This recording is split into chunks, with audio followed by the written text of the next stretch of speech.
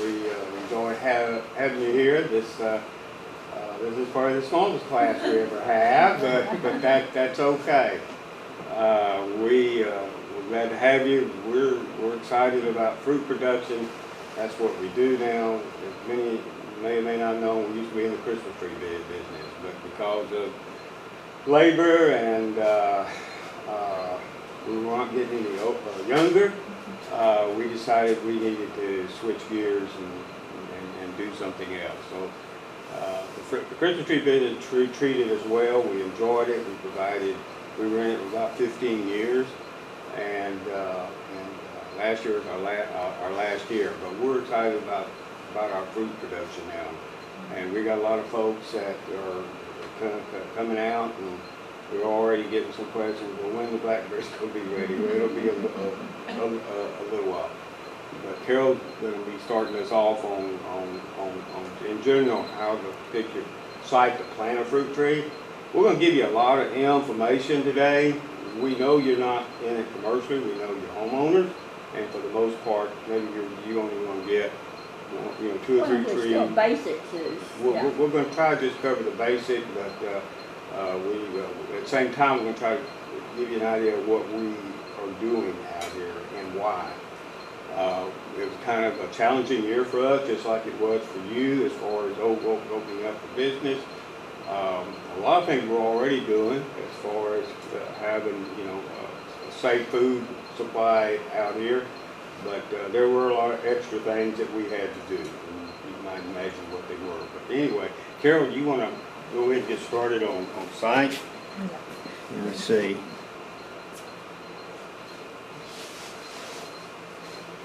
Okay, what fruits are we going to cover? All right.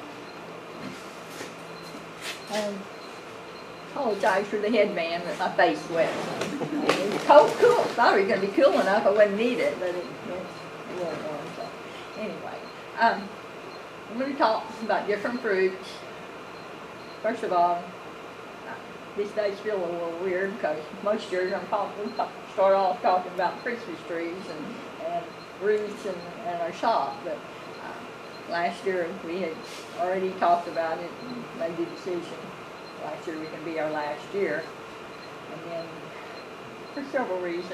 One thing, it was getting harder to find trees. The farm we were getting them from was going to be short. We knew it was going to be short, and another farm we'd used had gone out of business. Went bankrupt, but then when the COVID thing came up, we knew some of these farms were going to have lots of problems with labor, getting trees trimmed.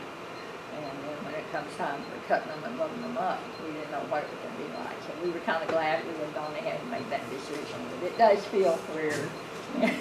So right now I'd be in the middle of making bows for our wreaths. But anyway, today we're going to talk about fruit. Which fruits are we going to cover? We're going to talk about peaches, plums, pears, nectarines to some extent. Blackberries, mainly berries, mainly blackberries and blueberries, figs, if we have time, about muscadines and grapes. To whether you're a commercial or whether you're just a homeowner, there's some things you can do to ensure that you have successful fruit tree growth. First thing, you need to consider your soil and your site selection. Maybe select varieties for your chill zone. Buying and selecting your trees and plants, and do's and don'ts, fertilization, training and pruning. Irrigation is really important, and weed control. We're going to talk about each of these. This is something that's very hard to do, but it's very essential: fruit thinning, disease control, and harvesting. Today, I want to be sure to ask questions. You can ask us questions today. If you get growing trees or something, you have a problem, call us. Call Richard. Richard's a source of information. Peaches. They need full sun, well-drained soil. You think, oh, I've got sand out here. It's going to be well-drained. Well, it's not always the case. You may have a layer of clay down there that you don't even realize it. So when you do a percolation test, Steve will tell you about that after a while. That you dig a hole and put water in it, and it measures how long it takes the water to go out. So, since peach trees don't like wet feet, you'll need good, well-drained soil. Here in Leon County, we're in the range of around 700 hours, chill hours in a normal winter, whatever that is these days. Chill hours, our temperatures are 45 degrees or less. He usually starts counting, he records the chill hours himself and keeps a record over here. He usually starts after the first freeze or after the first freeze. Usually around the 1st of November. That is so cool. I had no idea that was even a thing. It does. Your varieties, when you're looking at, and your handout there about peaches, it has all the variety, or quite a few varieties, and it has their chill hour requirements. And so you'll kind of want to look for some anywhere from 650 to 750 and 800. Select your varieties have a requirement of 600 to 800. Don't select something that's got 950 or 1,000 hours, if they just won't sip fruit down here. Buy trees from reputable nurseries, whether you order online or go locally. Bobo's is fantastic. Several others, in Bryan, College Station, different areas, there's good nurseries. We can tell you about some mail-order ones that are not so good, but anyway. Percolation test. Go ahead. No, come on. Okay. Regardless of how you think your soil is drained, you may think it drains just fine, but it's still a good idea. Now this year, with it being so dry, it may not be the best time to do this, but go ahead and do it anyway, because any water it seems like we're getting is going straight down. But go ahead and especially if you're, maybe you're in a part of the county that has a little more loam, a little more clay, maybe. But even if it's sand, go ahead and do this test, because you're spending a lot of money on trees, and you don't want to start off right from the start losing a tree because it's too wet. But take your post-hole digger or get someone out there with a post-hole digger and go down about 30 inches, just one post-hole digger width, about 8 inches. Go down 30 inches and then pour in about 5 gallons of water. And then wait, and you check your hole after 24 hours. If it's all gone, you're in good shape. But after 48 hours, if you've got some water left, find you another spot. Because, especially now, if you find that, just think it would be like if it was wet. So, now in between there, 36 hours, let's say you just have a little bit of water, you may be okay. But after 48 hours, if you still got water in that hole, don't plant peach trees. If it's the only place you have to plant, though, let's say, then what you can do is build a berm. What I'm referring to, you're going to build up a layer above the surface. You're going to have to build up a berm, maybe 12 inches high, and it has to be wide enough to accommodate the root system of a peach tree. What this will do is that, okay, let's say you get into a wet year, that berm perhaps will save your tree because that water is going to be draining off, and your roots won't just stay saturated. But what happens is when your roots stay real wet, the soil stays real wet, it forces out all the oxygen. The roots can't breathe, and so they basically suffocate, and that's what kills the tree. We thought, just looking and digging, we thought all ours was pretty well drained. We knew down at the bottom of the hill there was more loam, and it tended to stay a little damp. Well, the wet year, spring, October through the spring a couple years ago. Down in that far corner, we had an area that was wet. We lost 3 peach trees, one big one, 2 little bitty ones. They're still there, we haven't cut them down yet. But the roots basically drowned. I mean, we were down there, it hadn't been raining for 2 weeks. Everything else had dried out good, and I was mowing, and then just turned that corner and just splish, splish. And when long after that, the big trees started turning color. And it just makes you suffocated because it couldn't get oxygen down to the roots. You're going planting your peaches, if you're going to have a regular orchard, or even in the landscape, plant them 18 feet apart, and rows 24 feet apart.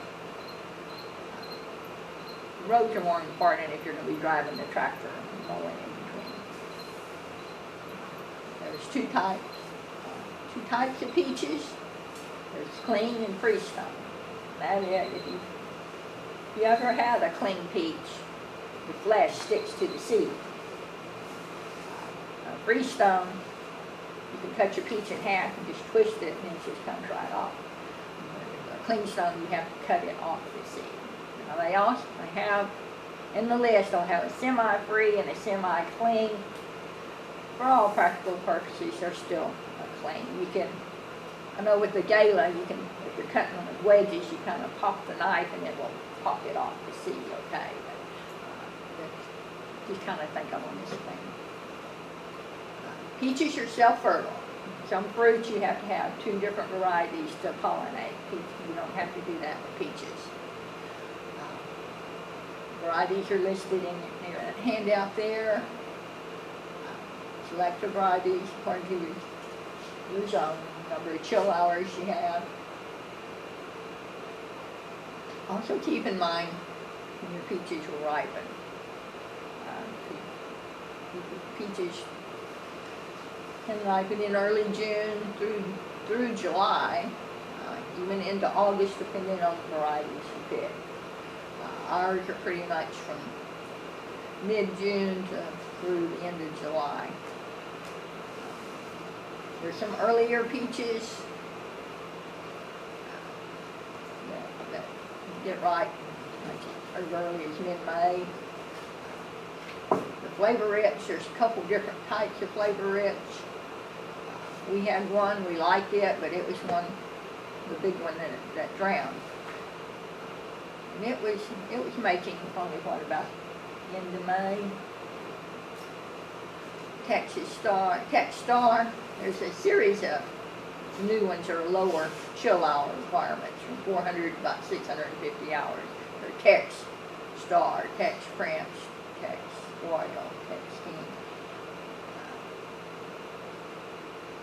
Tex Royal, 600, it's a freestone. The Regal, it says semi-cling, but it's a little bit looser from the seed than being a full cling. And we have some of those, and we didn't like those. The Gala and Tex Prince, Carolina Belle. We had 2 of those, one of them's not doing very well. But it is a wonderful freestone white peach. We're planning, if we can get them, we're going to plant some more this year on different rootstock. Mid-season, late season is when they're coming off. The Harvester, Bounty, Red Glow, Red Skin, Majestic, Roaring. We have all of these. The Harvester's probably our first one that comes off in early to mid-June. It is a wonderful peach. It's big, it's juicy, juicy, juicy, good flavor. It's got some red in it. It's a really nice peach, and a lot of the nurseries can't carry it. The Roaring, we have a few of those. A&M doesn't recommend Roaring anymore, and I think we know why now. The first year we had fruit. First year we had a crop, and we had some Roarings, and they were big, beautiful yellow peaches. They looked look like what you get in canned peaches, you know, with solid yellow flesh and firm, but they have some problems. If,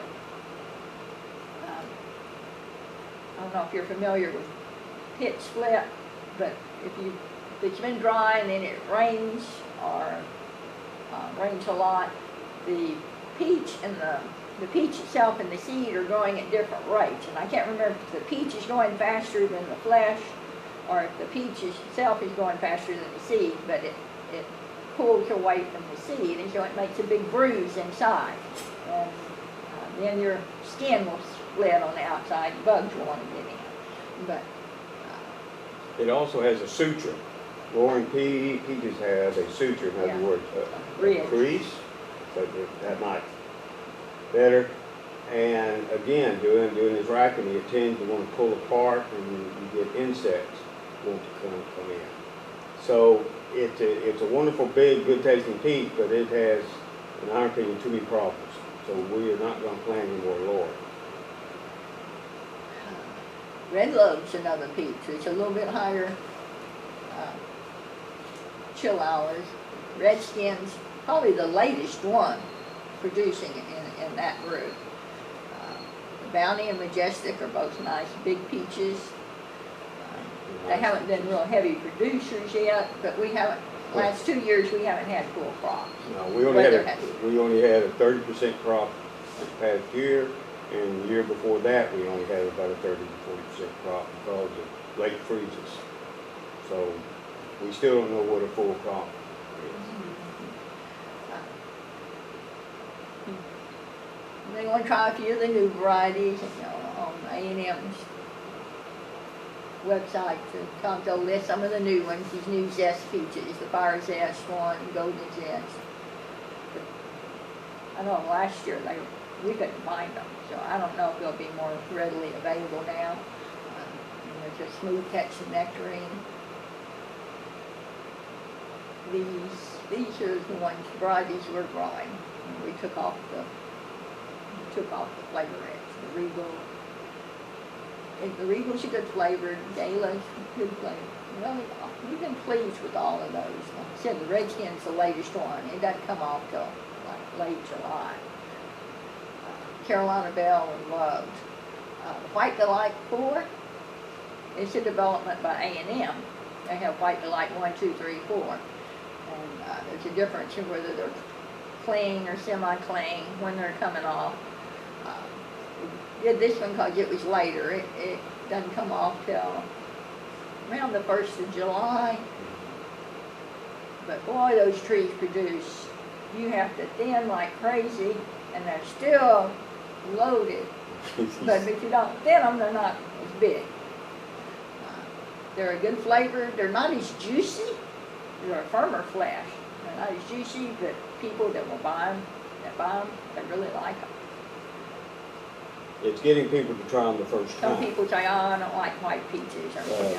Right. White peach they don't think it's as good as a lot of the red and yellow peaches. Once they try some of these white peaches, the White Delight and Carolina Belle, then they'll ask for it. So that's just how good they are. Now these lower chill varieties, the reason we planted those is risk management.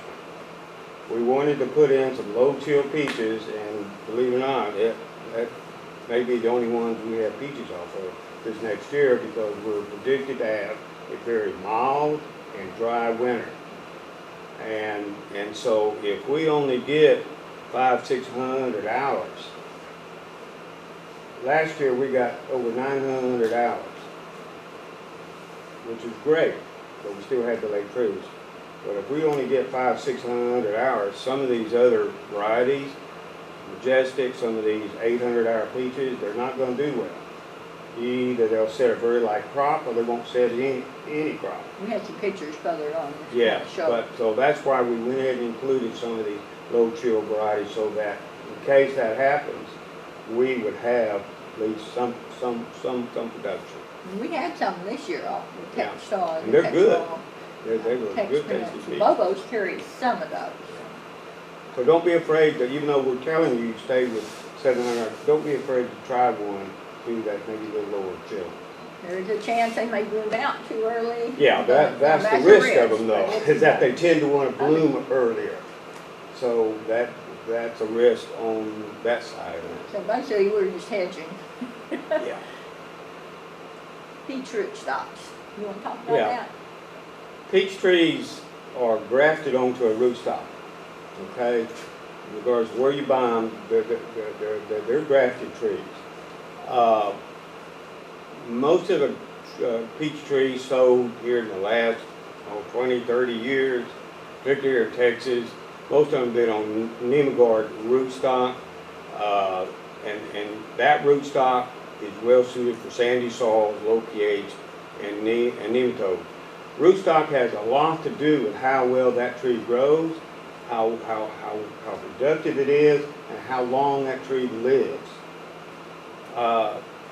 Some people do good to get a peach tree to live 4 or 5 years, but rootstock has a lot to do with that. Folks over in Waco West, they need to have rootstock level or Hoffer because that rootstock is more designed to go into a loamy or clay soil with high pH, but they don't have the nematode problems. Go ahead and switch now. This other rootstock, they're not real new, but it's fairly new here. It's called Guardian. It was developed in Georgia, and it has better resistance to peach tree short life. That is a problem that all peach growers have, is getting these trees to live long enough. Guardian rootstock simply allow these trees to do just that. It is adapted to a variety of soils, sandy, loam. It's also resistant to nematodes. But you couldn't find them here in Texas. All the nurseries had Nemagard. So we took a chance and we ordered some trees, Bond Nursery out of Tennessee, and about half of our trees have Guardian rootstock. How do you know what rootstock the trees are on? Does it say? Yes, Okay. yes, the nurseries will tell you. They don't always have that on No, not all, but where we ordered No, from. like where we order from. Most likely if you buy it here in East Texas, it's going to be Nemagard. Nemagard, which is fine.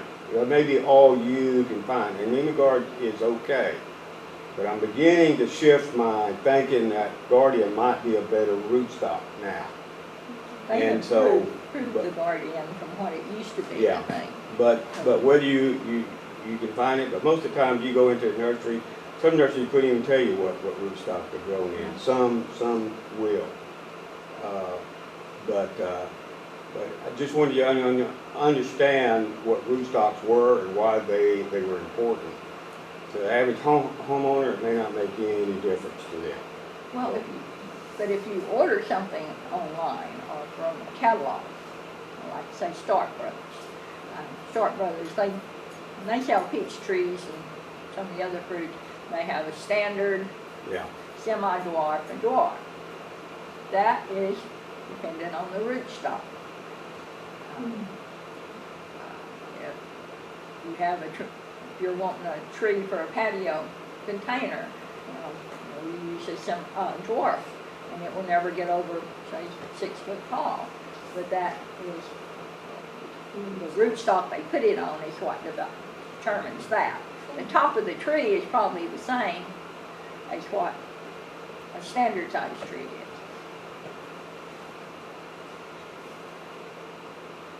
But what she didn't tell you is that we ordered some trees from Stark. They were supposed to be standard rootstock. We wanted full-size trees. They ended up being dwarf. So we were not happy about that. Well, we knew it was, what was it, Lavelle? What was the garden? Level or Halford, It wasn't Halford. I thought it was something else.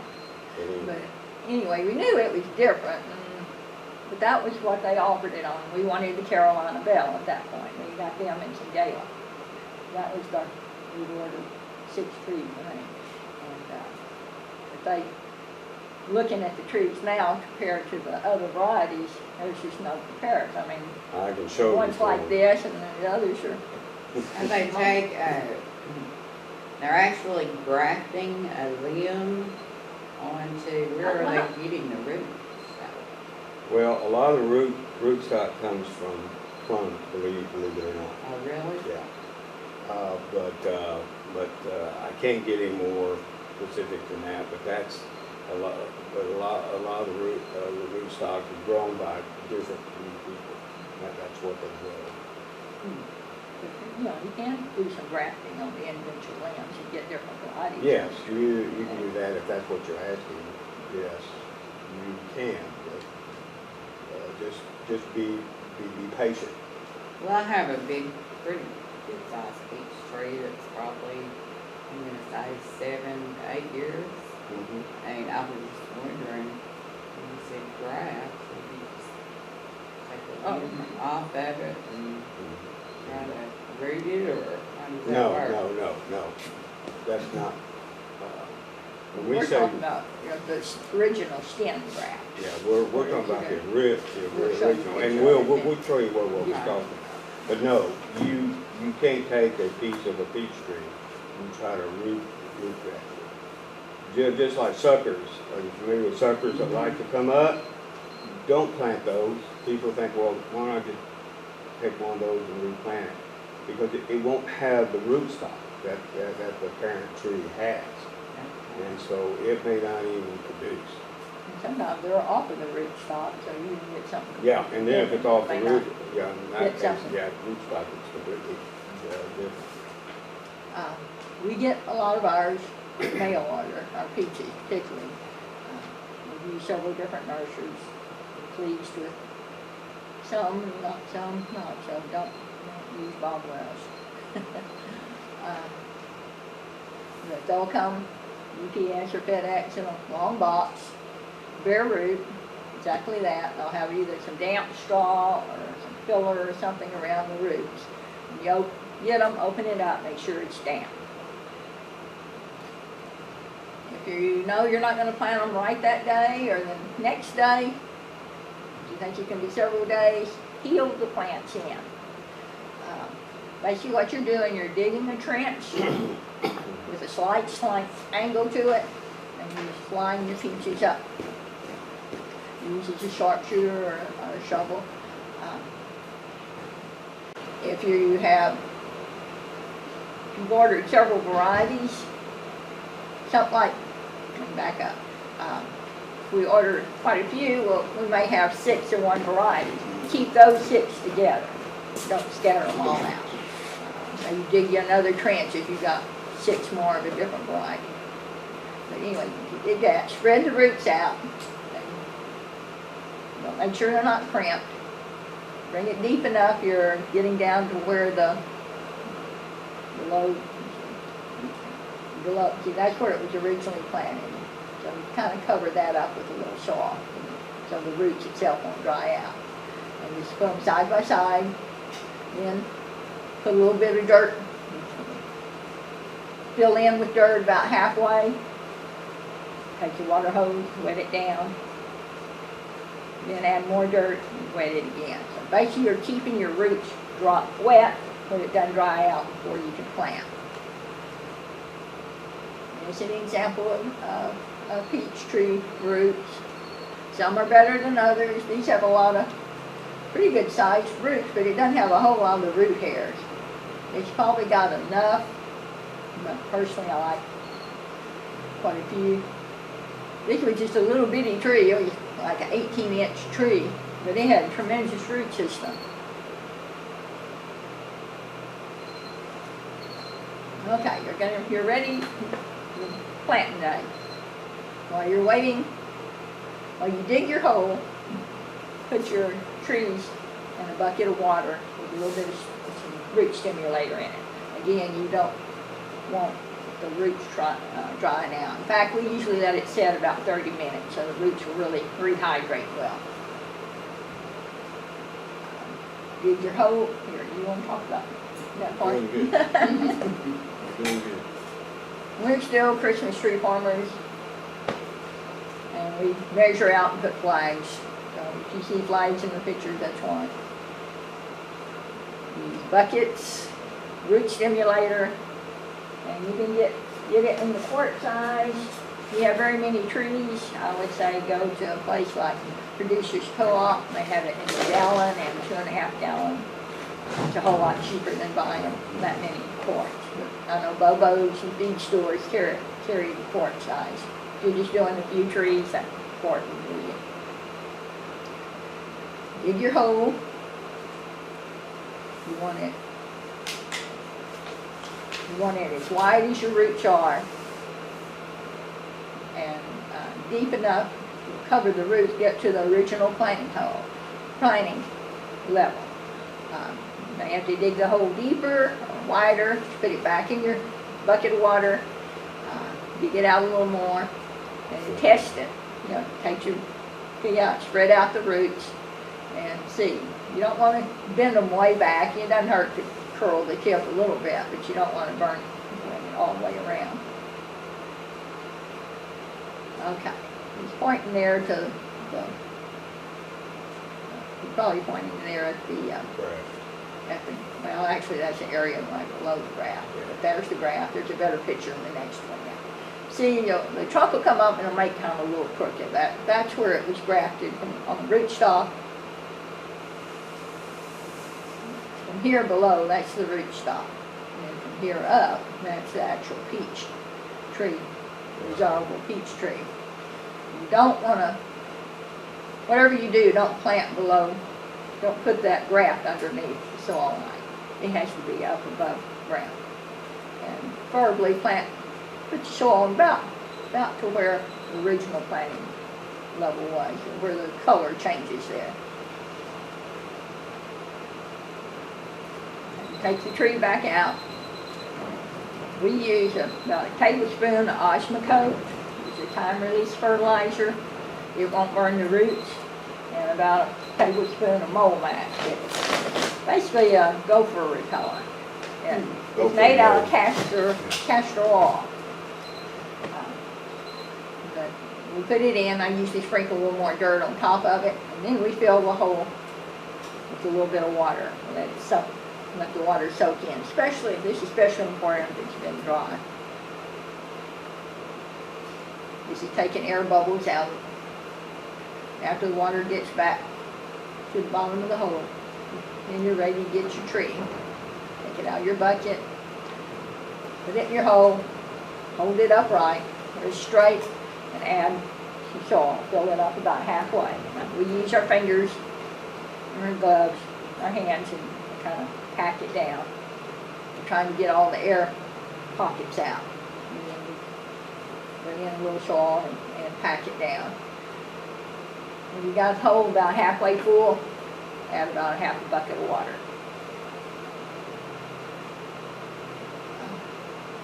Our buckets are like, most of them are either 2 to 3 gallons, depending on which bucket it is. And the root stimulator, it tells you how much to put. I think it's like 3 or 4 tablespoons per gallon. So I know we use 7 tablespoons in the big bucket. Mix it all up and then pour it in. That is just the root stimulator, what it says. It encourages the root growth.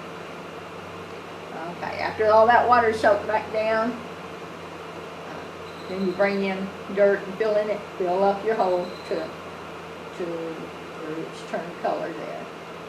Pack it again, pack it down. Then, see there's the graft union. Make sure it's well above the ground, well above the soil line. And then we make what we call a well. Bring dirt, making a little dam all the way around it so it'll hold water. And then finish filling it up with your water and root stimulator. It'll soak down, and as you see, there's bubbling. There's filling air pockets in there. And when you're through, it'll look about like that. If there, like right here, if there's a little indention from where you poured the water in, just grab a handful of soil, put it in there, and level it all up. Here, we're getting ready to trim the tops of the trees. When you plant a peach tree, no matter what size it is, you're gonna have to prune some of the tops off, because it has gone through shock of being dug up and in the transplanting. So the top versus the root ratio is off now. So by trimming the top, we use a little bamboo stake. It's 24 inches. We will keep buds up above that, and we'll cut it off. So we basically cut ours about 30 inches, about 30 inches tall. But you'll want these buds in here to go. Now you don't have to do this the day you plant. You can come back a week later or a couple weeks later, and the buds are starting to swell. You can even do it after it's almost starting to leaf out. There it is. That one's got little buds on it all up and down here. They're good. So you can cut that off there. There you can see it's got a good number of buds up above it. 1, 2, 3, 4, 5, 6, 7. It's got a good 7 or 8 7 or 8 buds. good buds. Because that's what you're wanting the tree to look like. This is a month or a month and a half. Each of those buds will put a little branch out.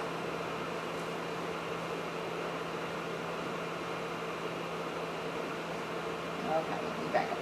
Okay, as you can see, these trees have some aluminum foil around the bottom. When you plant the tree, you can, probably best to do it when you're planting or a day or two later. You wrap the trunk with heavy-duty aluminum foil.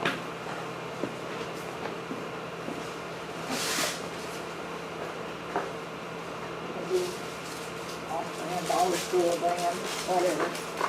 But it's about roughly 18 inches wide. If you have a tree top, it's about 18 inches out.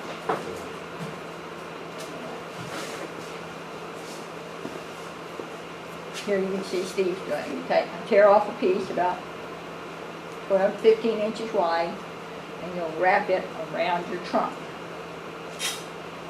And loosely wrap it, and then kind of crimp it at the top, and crimp it a little bit, and crimp it at the bottom, and kind of toward the middle.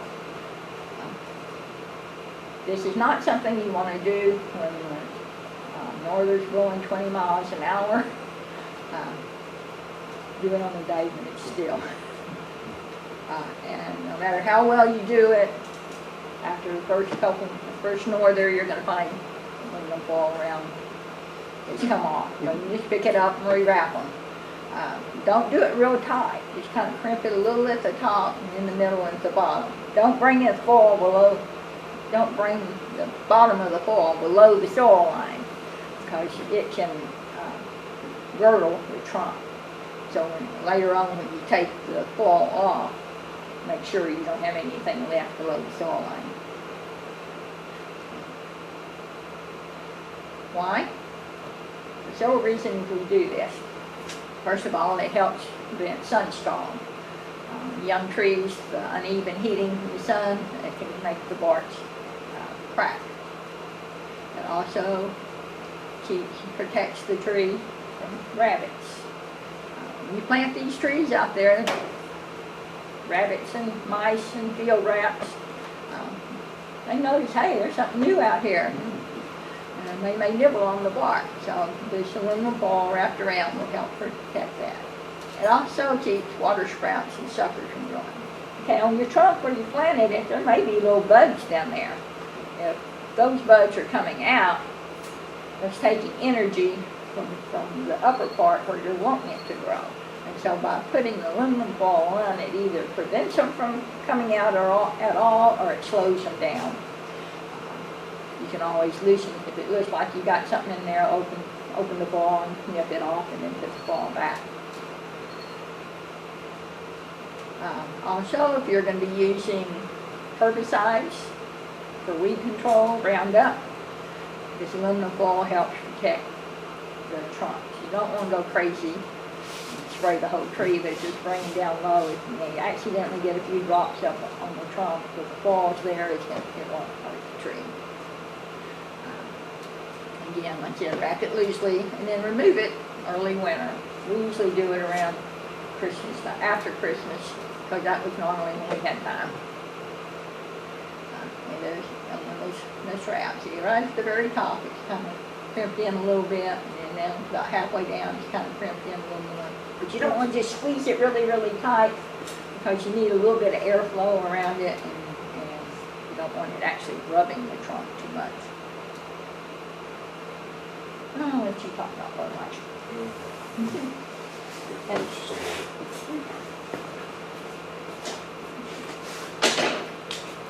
Okay, we'll try to go ahead and go on with a few things.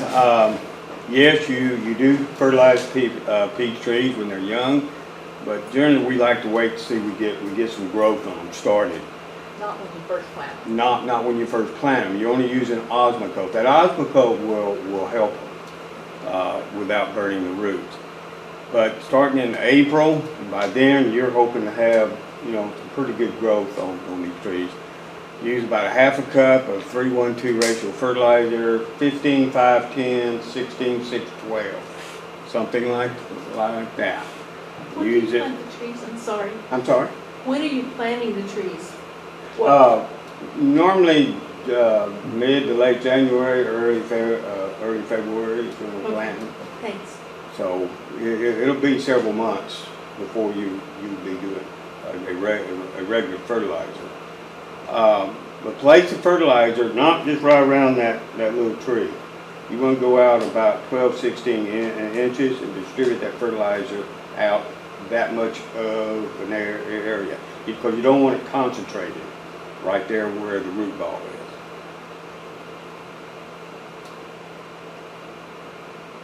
That's the first year. So you're doing it once in April, May, and June. So you fertilize it 3 times that first year. The second year, you're going to increase the amount. Same kind of fertilizer, 15:5:10, 16:6:12, but you're using a cup now. And you're doing it in March, April, May, and June. So you're doing it four times. They will respond. They have to have some nitrogen, particularly, well, some phosphorus and potash. The third year, you're going to 2 cups of fertilizer, March, April, May, and June. So you're just about doubling the amount each year. And then fourth and succeeding years, 4 to 5 cups. We kind of vary ours depending upon the health of our trees, how big the trees are, but 4 to 5 cups. And that's also going to be March, April, May, and June. You put that on there, but that's it. Any questions about fertilizing? Just put it on your calendar and try to do it during those months. Ideally, you get a rain or you irrigate, water it in. If you're a homeowner, you can go out there and water that in, and that'll work. Let's talk a little bit about training and pruning. We train to an open center. If you read your literature, they talk about a peach tree should be trained to look like an upside down umbrella, and that's basically what it's going to be. You want the middle to be open so you get lots of sunlight down in the middle, because that's where you get leaf, that's where you get flowering buds to form, fruiting buds to form. First year, May and June, we go in and remove any central leaders. Let's say we've got one bud that just want to go straight up, everything else is growing out to the side. We take that one out. And we try to leave only about 4 to 6 scaffold limbs. Those are the first limbs that will grow out. But we don't want to leave anything in the center. You want to cut that out, no matter how good it looks. During the first dormant season then, we remove all but 3 or 4 scaffold limbs. So we're going from 4 to 6 to about 3 to 4. You want them kind of balanced out. It's hard to explain to you, but I think we have some pictures. Trees don't always cooperate. When is the Right. dormant season being The dormant Now? season, I'm sorry? now? Or when is the No, dormant season? not quite now. We kind of look at dormant season as probably starting, it depends upon how cold it's been, but usually mid-December would be the earliest that I would call dormant. Probably January would be getting toward the peak of the dormant season. But again, we're taking all but 3 or 4 scaffold limbs off. Like Carol said, they don't always grow in the direction you want them to. The second summer, okay, so you're coming around to the second summer. Again, you're having removed limbs growing up straight up in the center, or limbs growing into the inside of the tree. By then, that 2-year-old tree is really growing, and so you have to control that growth. And then in the second dormant season, you'll be pruning and developing your subscaffolds. You got your main ones, but now you got others, what we call subscaffold limbs growing. And at that point, you're trying to also control the height of your tree. For us, it's pick your own. We try to keep our trees about 8 foot. It's hard to do, but we try to keep them about 8 foot. And whether it's pick your own or we're out there picking, I don't want to have to get a ladder out there and have to pick very many peaches. We want to stay off the ladders. Now, homeowner, that might be different. You may not mind your tree being 9, 10 foot tall. You may not mind climbing up and picking a few peaches. But commercially, we really don't want to be doing that. That's why I say 8 foot. Yeah. From establishing your own, prune off all the water circles at the base of the tree, and you're going to have water circles, the little sprouts growing from the base. Always keep those pruned out, and be careful if you're using Roundup to control your grass. Don't hit one of them suckers, because it's going to take that Roundup, take it down to the root system of that tree. So be sure you don't leave any suckers and be spraying Roundup. And don't cut it off and then Right. spray at the same time. Really kind of This is a dormant 3-year-old tree that not going to need a lot, but it's going to need some. You see, you have some limbs growing to the inside. You're going to come in here and take those out. You see these here? I would probably take those out because they need to be up more at about a 45-degree angle.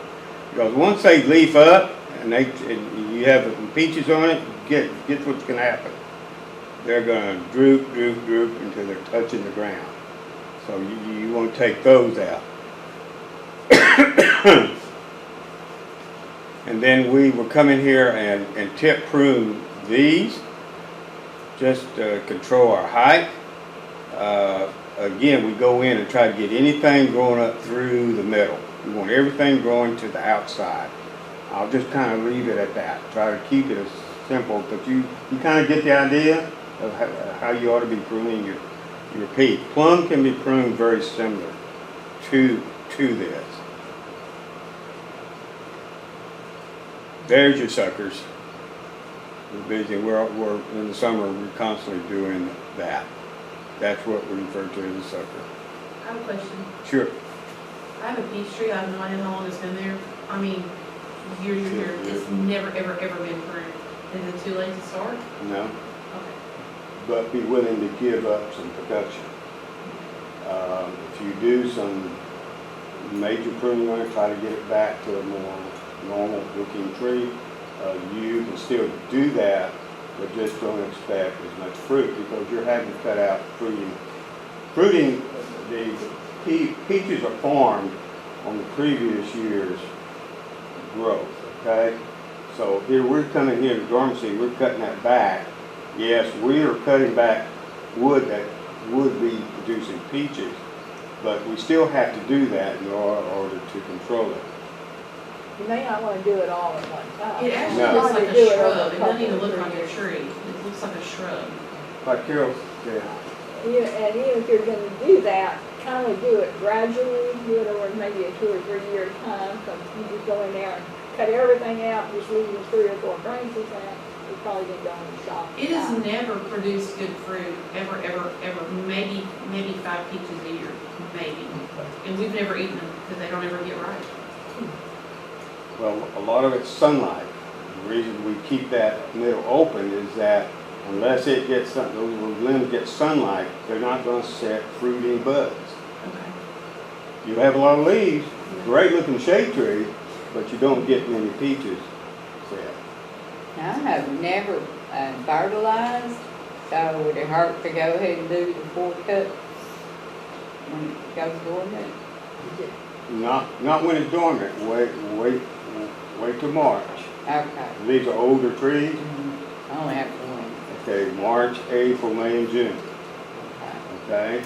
There should be. I'm thinking there's something in your publication too. Don't do it right now. But no, don't fertilize your trees right now. Prune right Wait till spring and start to put out some growth. And she said something else. Don't prune right now either. Wait till they're dormant. Wait till that wood's really dormant. January through maybe mid-February. Now I'm gonna be honest. We have pruned later. We have pruned when there were flowers all over, and that's okay. That's okay. Just don't prune too early, like October, November. How much are you watering these trees? How much water are these trees getting? Because I think that's one of my biggest problems with my trees. Well, Now, it depends on whether it's rained or not and all that, but I mean, it's going to be This year. hard to tell you how many, if you won't know well, how many inches of water or how many gallons of water. how often do you water? How often do you water? If it's been, like right now, where God's been, we are still watering our trees. Okay, and how much are you watering them? Uh, An hour, 2 hours? About one, well, it depends on what you're using. Yeah. You using water hose is Yeah. different than what I'm doing down there. Yeah, I'm water hose, deep But, sand. but our emitters are putting out, on our older trees, they're designed to put out about 20 gallons an hour. And so, let's say I'm watering 3 hours right now. That's 60 Okay. gallons of water per tree. Okay. 60 I have a gallons. well, so I can. Now, draw down. when they had fruit on them, back in June and July, when we were drying, we were watering 4 hours. And we were watering every 4 or 5 days. Okay, you watering how often now? We're watering once a week. Okay, And, about, I'm putting down probably about 60 gallons of water, okay, so about 3 hours. about 3 hours. But again, that's for my emitters. Yeah, Whatever you're sprinkler using, you can have, if you check, if you water, and if you'll just kind of dig down, get your little trowel or something, and just dig down, and if it's wet 4 to 6 inches down, that's enough. Okay, probably can't get enough. I got sand as big as this building. That's how deep it is, sand forever. Okay. But to make it a little bit simpler, if you'll just dig down and check your soil, if it's wet 4 to 6 inches down, that's probably enough water. Now, next time you go out there and you check it and it's dry 3 or 4 inches down, next time you water again. Okay, sounds good. Thank Okay. you. Thank We really called that summer pruning. Yes. It's the growing season. Now here, I think this shows, okay, I had a limb right here. I took it out. Okay? That's exactly. Oh yes, it's pretty. Yeah, but that's what you have to do, because that allows the rest of those limbs to really go ahead and grow out. Again, I think I cut out some more in the middle here. This may be some summer pruning. We do some summer pruning, but we have reasons for that. This is some summer pruning. We get too much growth in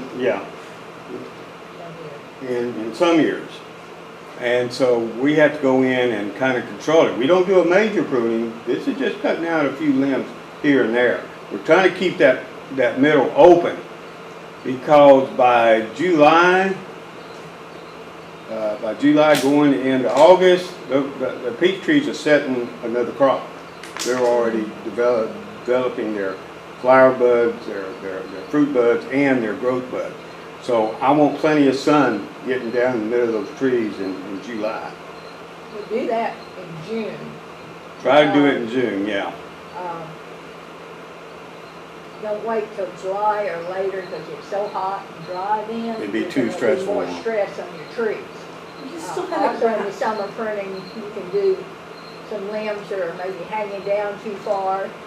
You can do that. Joe Fran, on your older trees, you can do a little bit of summer pruning on it too. Not just doing the, And what Carol said earlier, I mean, I grew up thinking that you had to have a male and a female tree, but for peach trees, you don't. No. Not for peach. Okay. no. And Some of the I other have a peach, I mean, I guarantee you its trunk is that big. It's been there Well, probably 30 years or more.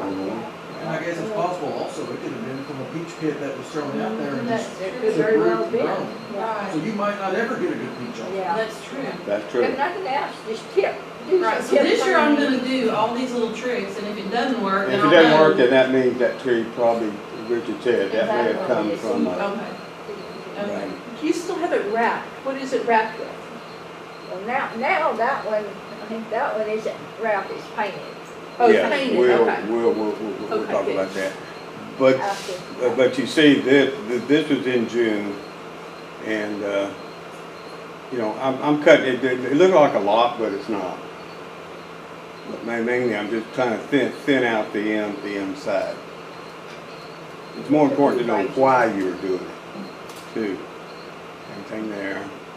Okay, these trees are already beginning to, doing the bud break, going into, flowering. We cut the top, trim the top, something Yeah. to the top. I too. didn't take another picture. And we have Trav. a PVC pipe over there, we got marked off in feet, and so we put that up there, and you see where 8 foot is, and you kind of, And so you Go from there. go around and start pruning down to 8 foot. Was it two years ago, we had so much growth, so some of our trees were 18, almost 20 foot tall. And so we had a lot of wood to cut. that really hurt, we had to cut that job, but Here, it's need a little bit, but you can tell it's later when doing it, but it doesn't hurt it. Looks like I already pruned some. Started. And that there started. one going up. Okay, there you can see the wood going to the inside. So that's the easy stuff to cut out.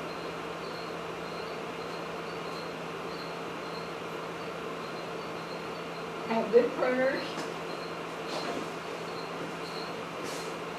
We use Velcros up the smaller branches. Velcros is best, but Coronas look just a lot like this. They're available in the stores. What is that, Velcro with the? Velcro with F. Yeah. Velcro. Right. Corona, Lowe's, and I think Producers Co-op, there's Corona, and they're almost, they're very similar. And you can buy them off the shelf, we used to figure out how to trail on But these are the ones that we bought. We bought these pruners when we went into the Christmas tree business. The only thing I've changed out is the blade.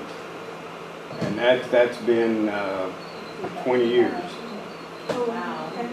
that we've had those Velcros. They are expensive. Yeah. You buy these now, they're gonna run you about $65. But they last forever. And they have several different ones, this is the Velcro number 2, it's kind of the standard, they have one here, the handle kind of curls. Moves. And one of the Christmas tree girl in Palestine, he's a big guy, he said it really helped the hand fatigue. You know, the tubes or something like that, and you can buy the slabbers.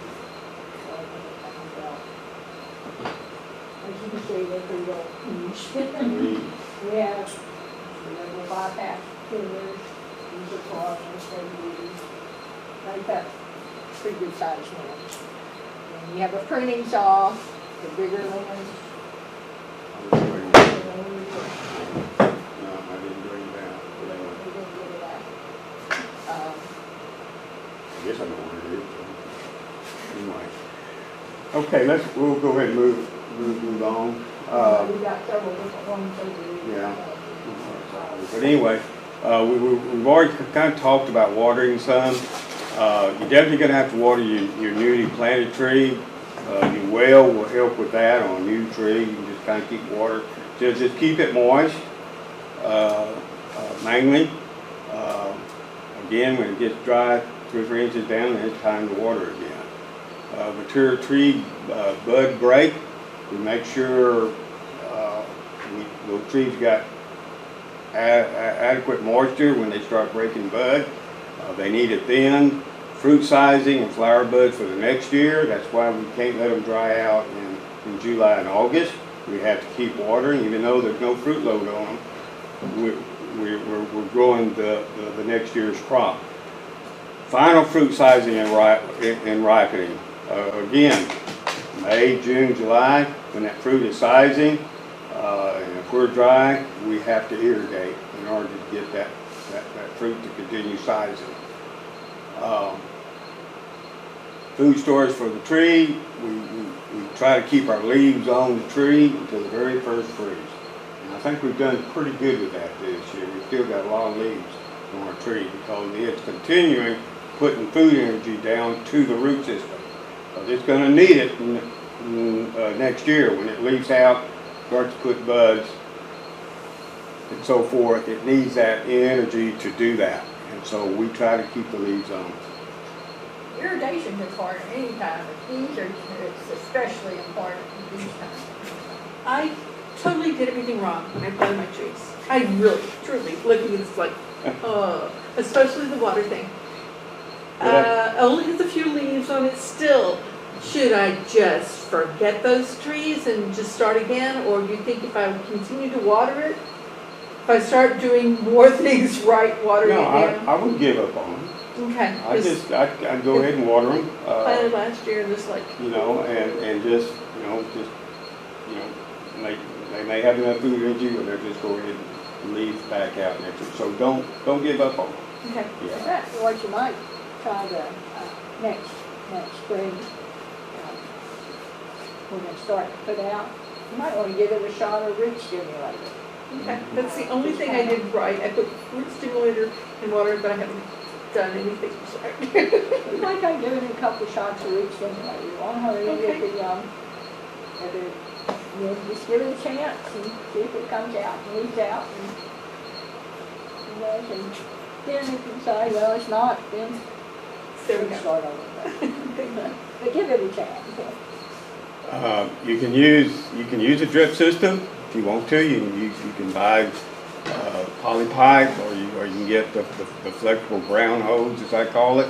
They've got emitters. You can put that around your tree to use to water your trees. Water berm for young trees. That's what we do. Our trees are young, but once those trees, usually by the second growing season, we have started putting micro emitters or micro sprinklers. We went to micro sprinklers. They simply do a better job on sanding and wetting the entire area around our tree. Because on a drip system here, we were putting 3 emitters down for a young tree, but you know how the water does, it just goes straight down, it doesn't spread out much. So we knew we were going to have to do a better job once those trees started getting bigger. So we tried a couple other type of emitters, but we finally settled on a micro sprinkler. And basically this is a variable type emitter. You can set it where it cuts off, or you can turn it all the way open and put out about 20-25 gallons per hour. And we have one per tree, but it does an entire 360. That water that comes out, that's spinning, and it's putting a spray of water all the way around Online? Where do you get them? the tree. You can get them online. We get them from a ATS Irrigation in Brenham. ATS Irrigation in Brenham, Texas. That's where we get most of those bills. There's the Irrigation Mart, it's also, And the irrigation mark, yeah. Micro sprinklers, and it's, you know, they're pretty easy to put together. They're not cheap. These are about $2.60 a piece, and so they have done a really good job of watering our trees.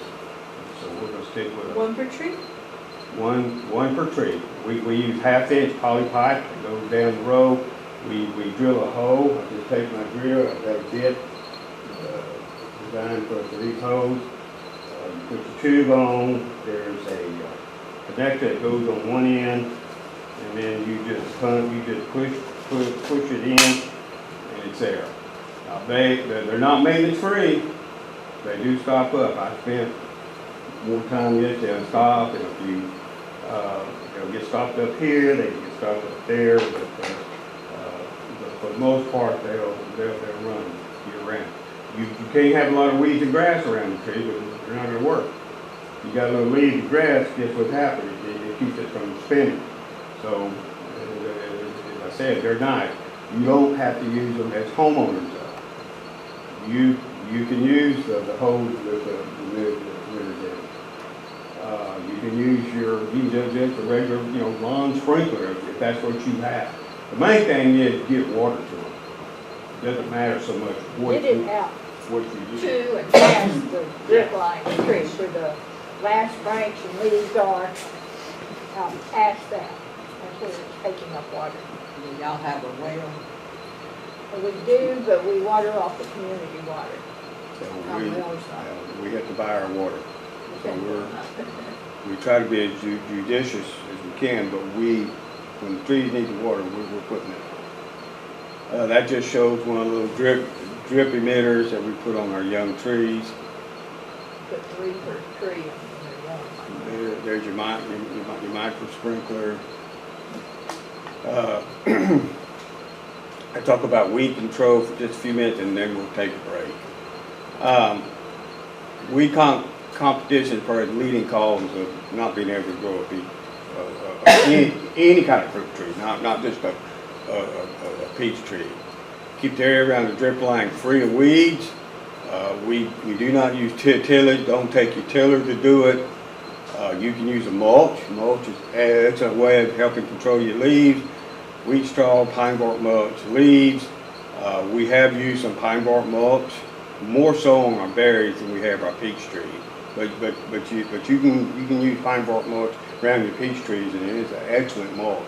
Get it thick, put it down where 3 or 4 inches, and you help feed that root system with it breaking down. Plus, it'll keep a lot of weeds out. Of course, you got your herbicides, your glyphosate, Roundup. There's a lot of generic Roundup. Just follow your label directions. So it is safe to use, and I'm not afraid of using it. And for me, I just put a backpack sprayer on and I go down the row. And because that's the only way we will get these trees ready to grow. So if we're spending all this other money on it, and if we don't do the weed control, then we've already lost the game. Now that's what I like to see.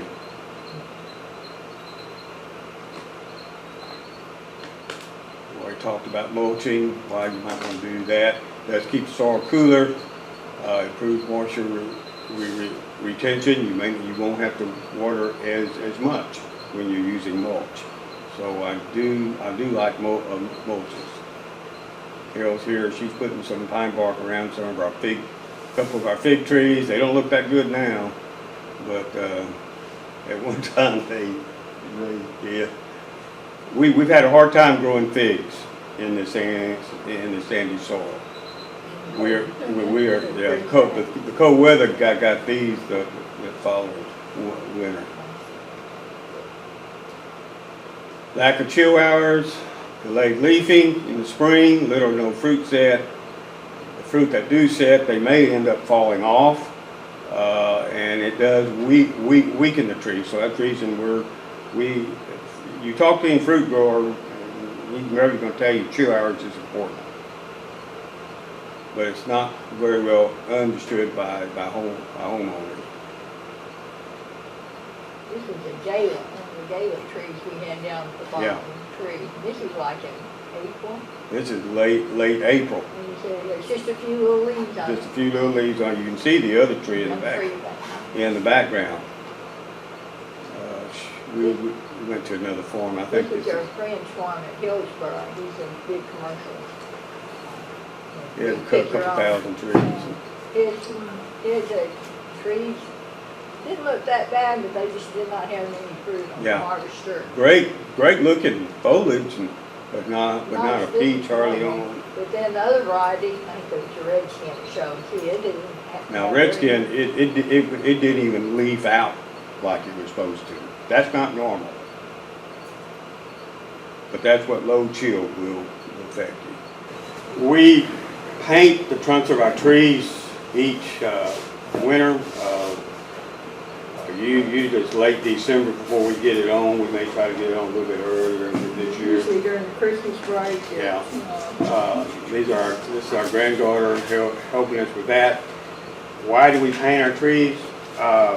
First of all, we use the cheapest white latex paint we can find. We don't dilute it. We put it on full strength, so to speak. Although you can dilute it. so. You can dilute it and spray it on, but we just, as long as I had the label, we're going to paint it. Because I think it does a better job. That's Jordan, And the granddaughter. and the other granddaughter, and that was the oldest granddaughter's boyfriend last year. And I doubt he'll be coming back. But he was 6 foot something. He kind of had to work to get underneath the tree. But we do it for several reasons. It prevents the bark from splitting and cracking due to freezing at night and then thawing during the day. Well, the white paint reflects some of that heat, and so it doesn't allow that trunk to get so hot and then get real cold. Basically, we're trying to control the temp of that trunk, and it also prevents sunspout.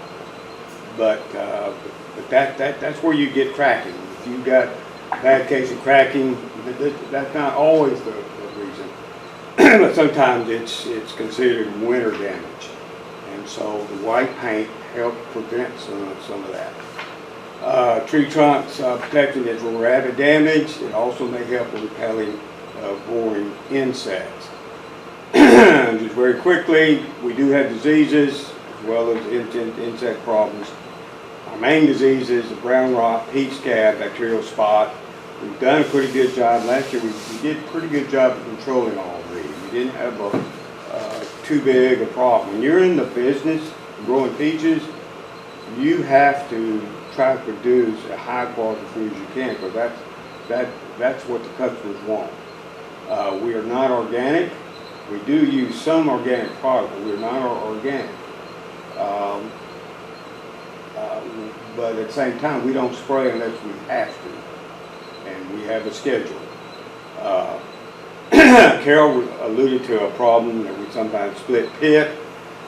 Sometimes it's because of variety as well as weather, as she was talking about. We have a little bit of split pit, but not bad. The peach just won't size too quickly for its full. And it's just some pictures. That's brown rot. You don't have to remember all this. If you have a problem, take it to Richard, and he can tell you what it is. Bacterial spot, we do spray for that. It can be a problem. We use a copper compound for And that. sometimes you'll just get a few of those little speckles on the peach, and it doesn't hurt the peach. but No. It's just a few. But you're not It's going to just sell on the those skin kinds of things. itself, but if you get a whole lot of them, it's not. So we do have to control our diseases. Insects, of course, we have stink bugs, leaf-footed bugs, scale, grasshoppers, and of course the leaf cutting ant. I was treating just a week or so ago some cut ants. And the cut ants are active now. They're really fascinating. Yeah, insects. If they didn't do damage, they just back up. Don't take the leaves down there to eat them. They carry them down there, and in the tunnels, they form a mold, or they grow a mold on those leaves, and then they use that mold to feed the queen and the babies. But it's fascinating, but but they cause all sorts of problems and big holes under the ground where a tractor can fall in, it's just, plus they can strip a peach tree, just a medium-sized peach tree. If you let them go, they'll completely strip it in just maybe three nights. So you have to control them. Stink bugs, we have to control these because what they do, they have piercing mouth parts. They puncture that peach that's developing and develop a hard spot right there. So it grows, it doesn't size normally, so it's kind of gnarly looking. So it defaces. These leaf-footed bugs do the same thing. If you've got enough of them, they'll cause your peaches to be misshapen, and you're not going to sell those. and hard spots. And hard spot. Peach tree scale, we do use dormant oil during the winter to help control scale. We always got grasshoppers. I imagine there's some in this building right now. We haven't had it quite this bad, but if we have them this bad, we can just forget about peach trees and everything else. There's some environmental controls. If you got chickens, that might help your grasshopper population. What do you think you do about deer? Pardon me? Deer, other than Deer? 30 out of 6? Well, if you notice, our whole orchard is surrounded by an 8-foot fence. Okay, I'll have to look. I didn't know that. So, but deer, they will eat your young peach trees. They will certainly strip blackberries. So we knew when we went into business, we had to. Well, we already had the fence because we had Christmas trees under fence because of the deer. Leaf cut gnats, yeah, they're a problem. You've got to treat when they're active. You've got the recipe. It's the same recipe that we use. But find when they're active and go ahead and treat either early in the day or late in the day. And if you treat them, usually within 24 hours, you won't see any activity. That's how quickly this bait works. Now, if you got chickens, Yeah. don't treat when they're out running in that area. They might be. But you're using grape nuts, if you noticed. Using grape nuts plus orthine and 4 ounces of water. Pound of grape nuts, 6 tablespoons of orthine and 4 ounces of water.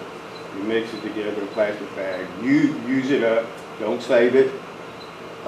Just go ahead and put it all out.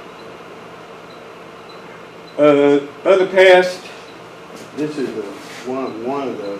She may not be the best, but she's getting pretty close to the best gopher trapper I've got. I do real well in spring. Come summertime, I usually type trap. During summertime, it's harder because the ground's drier and the sand falls back in. And plus, I get a little nervous sticking my hand in the hole in the summer because of the snakes. Yeah. I do real well in the spring.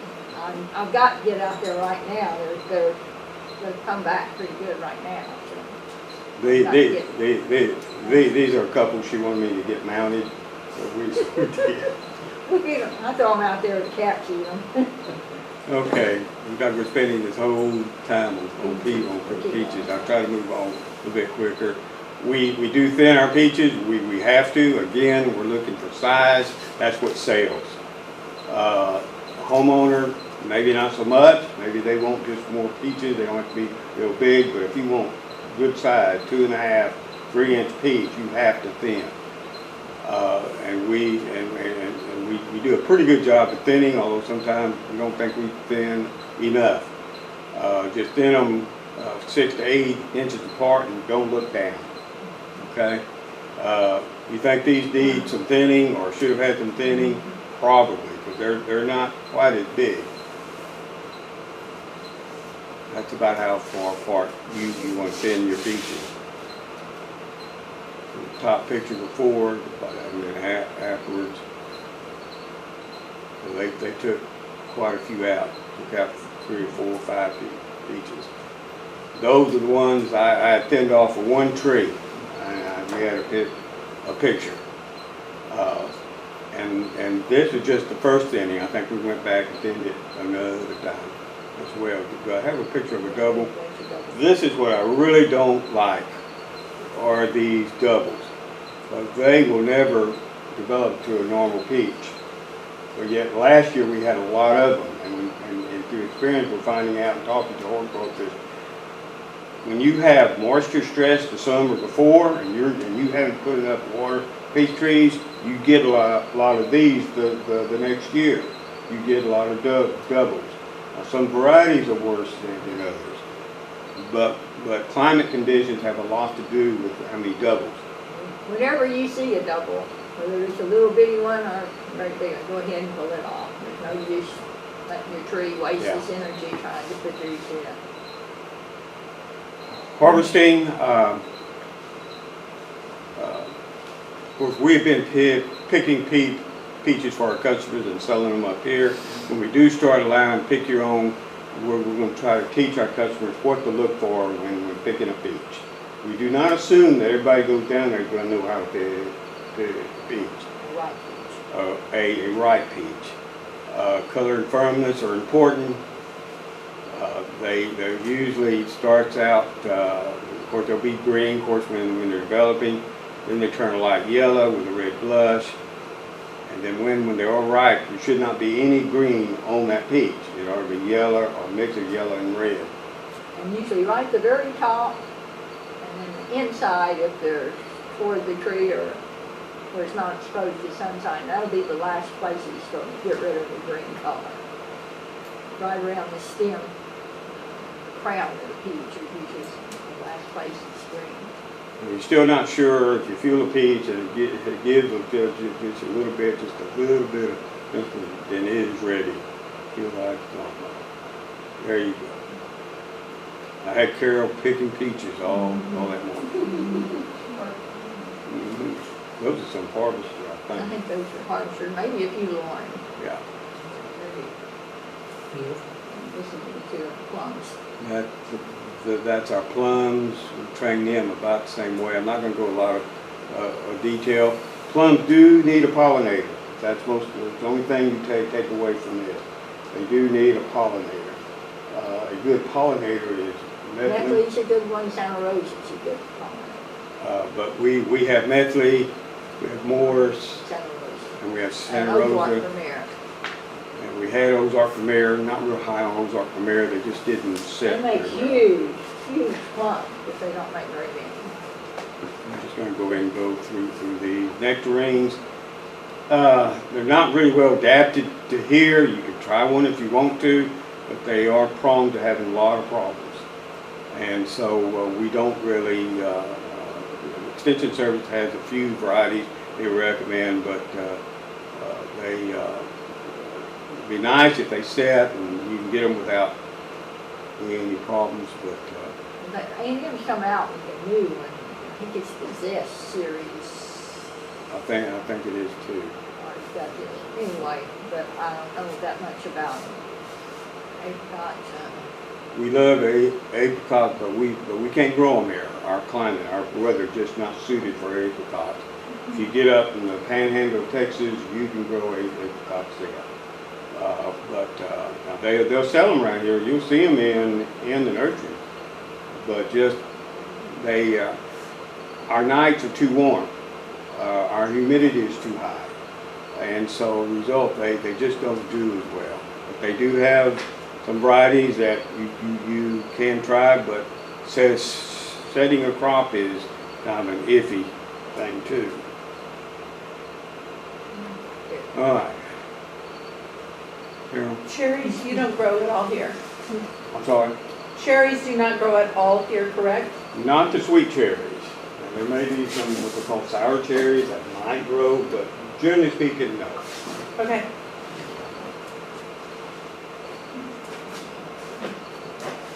blackberries, okay.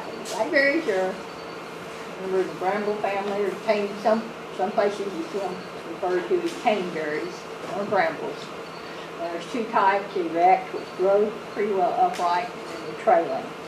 And even the erect ones, some of them, the first year of growth, you just left them alone, they would run, they would be trailing. But it's best to tie them up, if that's the case. There's thorny blackberries and there's thornless blackberries.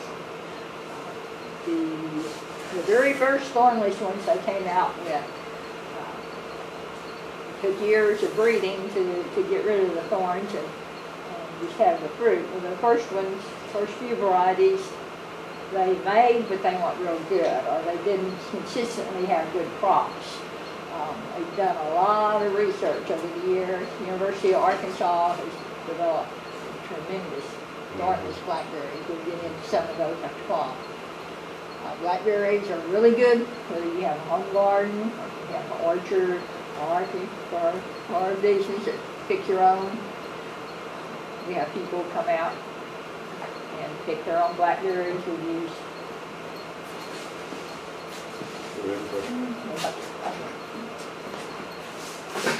buckets and put the plastic bags on the inside, and people pick into the buckets and then just weigh them.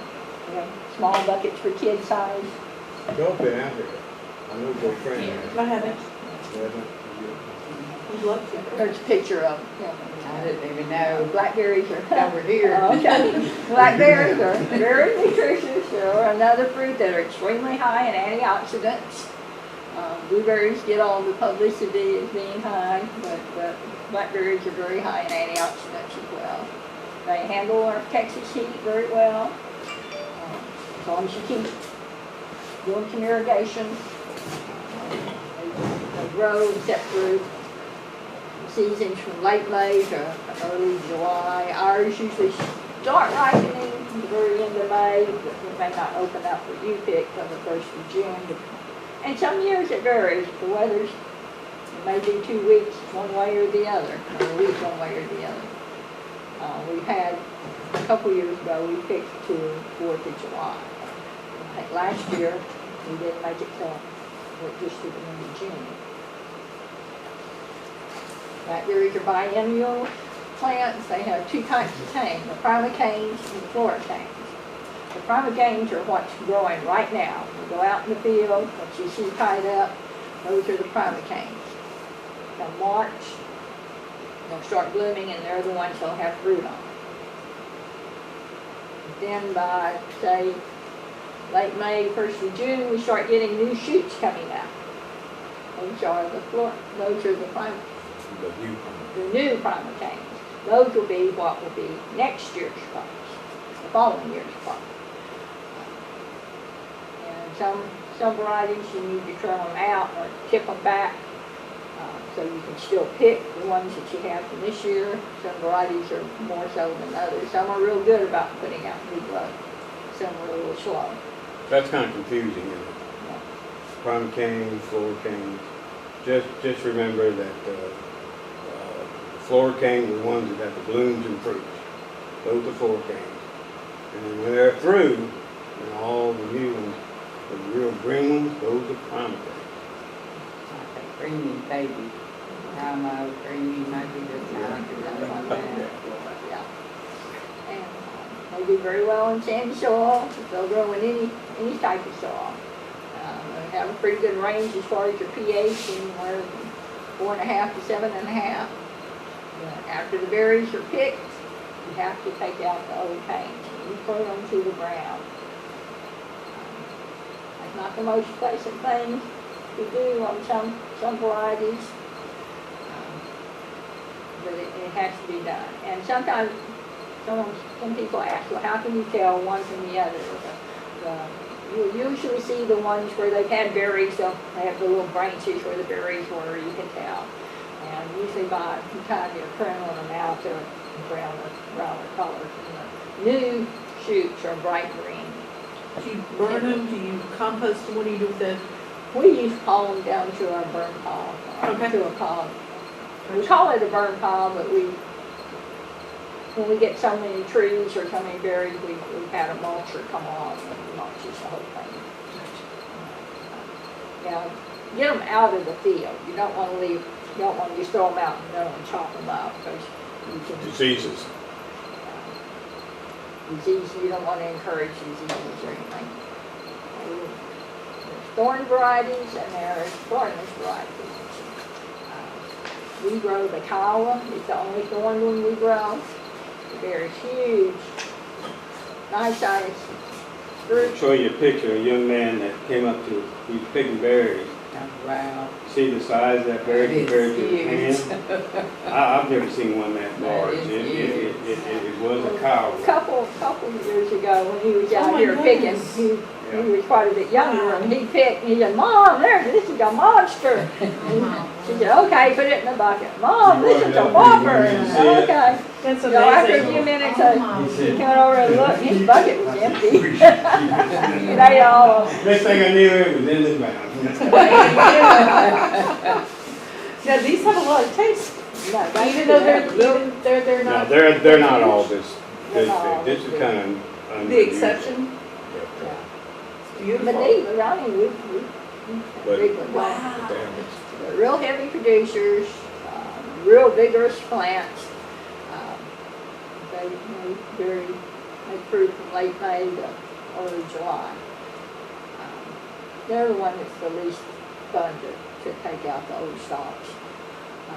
Thornless varieties, like I mentioned, University of Arkansas has developed a whole lot of thornless varieties. We have the Nature's Washita and Osage producing. Last year we planted Caddo and some more of the Osage. And this year we ordered the newest variety, Tonka. And they're What do you plant? really good. They're all Indian names, if you notice. They're all developed by a man by the name of John Clark, Dr. John Clark, from University of Arkansas. And he's been doing this for 30, 40 years. But he's put out some videos. You get a chance, you just put in the name of the variety and it'll pop up with these videos about these new thornless varieties. The old, remember the old Brazos and Rosenbral varieties? They were thorn varieties, the old varieties. They had a sugar content of about 5%. These, the ones that we're growing right now, the Washita and Osage, have an average sugar content of 8 to 10%. The cattle going to have a sugar content of 13%. They're sweeter than even the Osage. And people here, they like the Osage because it's so sweet, got a different flavor. But the cattle and Tonka both, we're really excited about because they and the Tonka is a big berry. It's going to be almost as big as the Kiowa, and yet sugar content is even higher. So we're real anxious. We hadn't got our order in. We just ordered the Tonka. I hope we get them. But the cattle, we will have those to pick this next year. We'll show you those that we planted. When do you last plant? January. Okay. And Jay, Thanks. go ahead, Carol. We're going to have to move on. That's just one of our signs at the end of the road. Here we're, There is, we're working again. I get the hard part. I get the whole Dear. level. Yeah, He digs a hole. that's when we first started out. You can tell we still had Christmas trees in. And the Christmas trees, growers still, we line everything up and measure off and put flags, and wherever the flag, we'll put in the plant. Where Steve's digging the hole, you don't have to do as big a hole as a peach tree. You use the, Do this or by hand. do it by hand. You can get berries, bare root. In fact, that's what we're planting here. You're just planting a few berries, you get them from nurseries or in pots, 1 gallon pots, that's fine too. What they'll look like, it's just a stick with roots on it. You dig a hole, and again we use about a tablespoon of osmocote at the bottom of the hole and some of the mold mats. But we usually take some mold mats and sprinkle it around the outside top after we get through as well. You can also get them as root cuttings. Take it from experience, they're a whole lot cheaper while you're paying $3, $4, $5 a plant.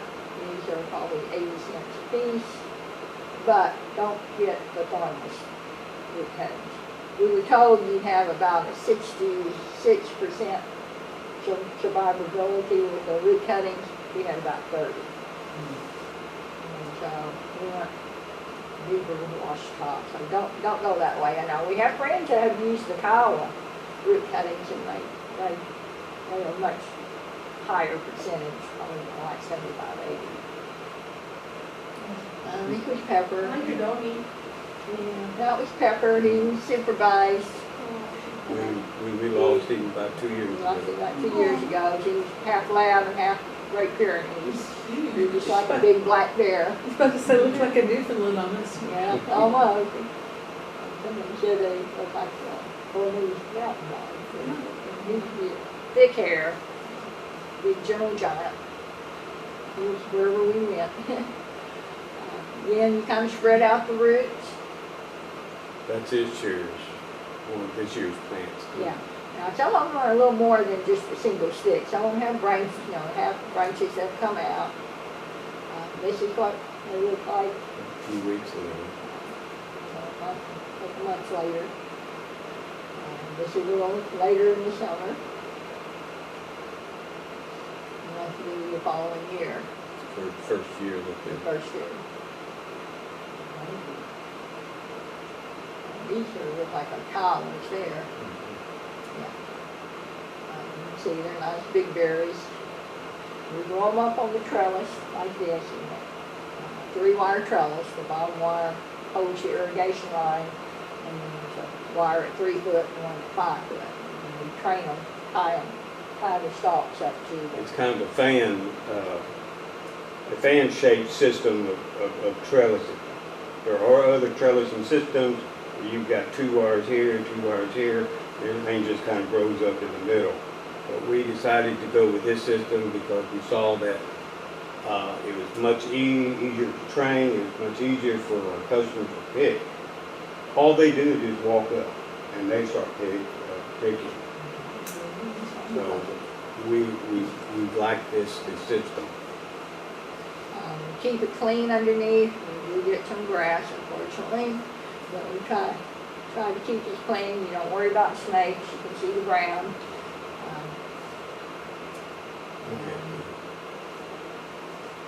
Blackberries, you want to talk about the fertilizing? Fertilizing blackberries, you do fertilize, you just don't use much. You can use, again, a 16-6-12 or 15-5-10, 2 to 4 ounces per hill in March and in June. But you fertilize way out from that plant. You go out, at least 2 foot, 18 inches to 2 foot around it. Get it right up against I made the stem mistake of the our- first time I ever fertilized blackberry before I put it right there. I thought I had it out. I burned every one of them. So I learned quickly. So you spread that fertilizer out. You just about 4 ounces. It's not a whole lot, but it's enough.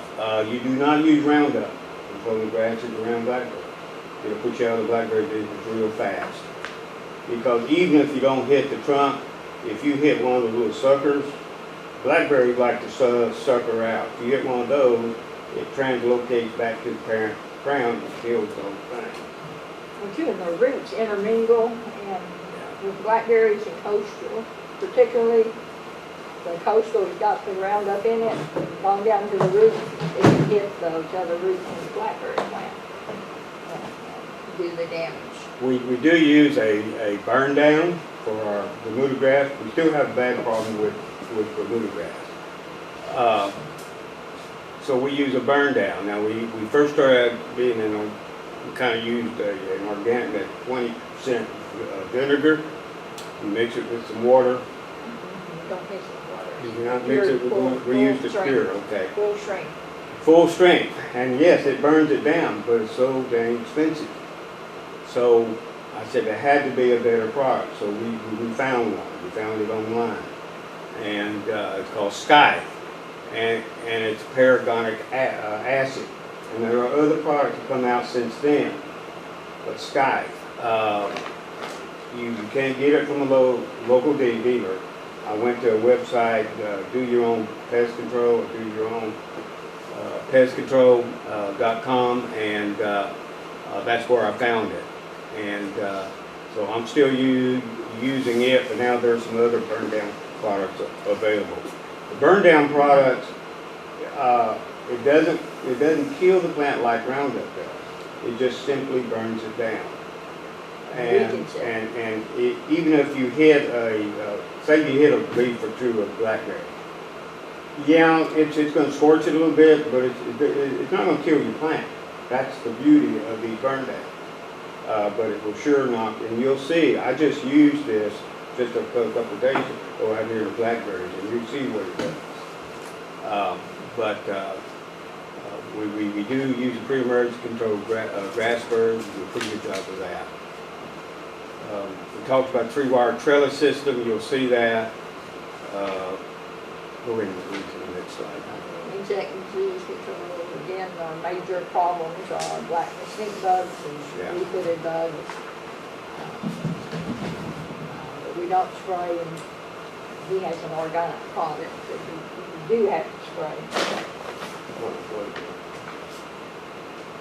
There's only one organic product that I've used on insect control called Pyganic, and it is it's a product you can use on almost any fruits. You can use it the day of harvest. It is a pyrethia from Santa. So it's extremely, and it's labeled, it's certified OMRI. So that's what I use. It does a good job on stink bugs and leaf-footed bugs. You don't have a real heavy infestation. Yeah, but you have to use it early.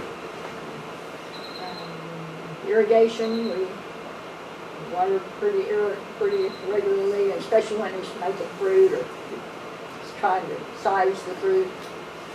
Harvest. There she is again. Go ahead and go. We're going to have to go. Okay. Next year we're taking out the old pruning canes.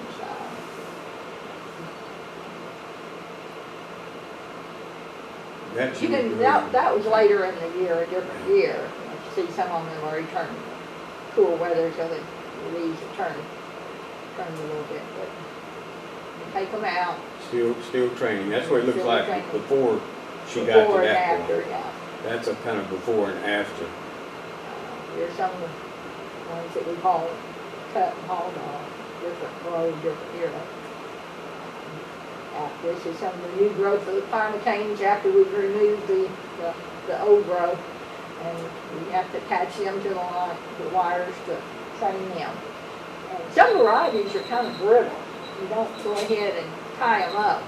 You get a windstorm with that long, one of those long ones, it'll break off. This is early spring. That water, that irrigation is actually like a foot off the ground. About 18 inches. And we try to keep it clean, pull the leaves off on the vines lower than 18 inches. It kind of helps with disease control and airflow, and just being able to see better. And also, you guys need to hit it with some skies, which not in the way. Cattle. These are a new row of cattle, and on the other end of it is. You see that? You saw that little stick she was planting? That's these. That's how much they grew. Now this was just recent picture. Now sometimes you're ordering them. Most of the time you'll get them bare root. Occasionally you'll get them in little plugs. Like about 4x4 inch tomato plugs that they're doing more common. But some of the replacement ones we got were that way. Here we're training them up onto the trellis. Here's some just tied up. And the process, kind of do it in a team. As a team, I'm on one side and he's on the other. He was down doing basal work, stripping the leaves off and deciding which canes might need to be trimmed out. You know, I think it's just time out. Y'all just use twine to, We use branch locks, they really get them from a orchard supply. Yeah. It stretches out. They stretch around the cane and then they clip onto the wire. We also, we started out using green tape, bring the plastic tape, it's sort of like floral tape, and you can use it to tie. You can use something, if you use a soft string like a jute twine. There's some things that look like, sort of like, Yeah. not exactly chenille looking, but there's some ties that I've found at some of the nursery centers. But you But can you can use- use jute, you don't use wire. Yeah. Do something to help hold it in place to keep it from flopping. And when you get fruit on there, that's going to be heavy, and it's going to want to fall over one way or the other. You can't mow, and so forth. That's why. There's one of the blackberry blooms. You have lots of bee activity when they're blooming. You gotta have these. Some of them, most of them are white. Some of them have a real pretty pink bloom. I think it's the osage that has a pink, pinkish bloom. These are some of the berries. There's our sign just down there at the end of the road. We encourage families. We have little kid-sized baskets. We encourage people to taste the berries because we have, at this time, I saw up to last year, we had 4 varieties. And they all have a slightly different flavor. The Osage, which is where they're at right now, they have a real rich flavor. And they hold the flavor in the heat longer. We encourage you to, we like to have people come pick before noon.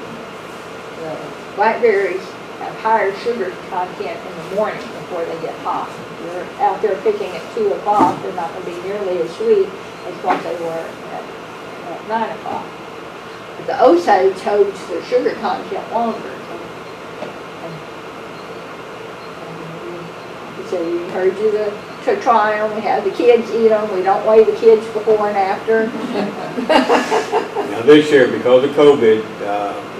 our policy, and we got these policies from some other sources, so we kind of had our own plan. They were, when they came into here, they had to be wearing a mask. But when they went out in the field, we didn't require them to wear a mask in the field. We just kind of watched the number of people that were out. But everybody was real good about maintaining their distance, so forth. Stay So in their own we didn't have group. any problem with that. Then when they came back in, mask came back on.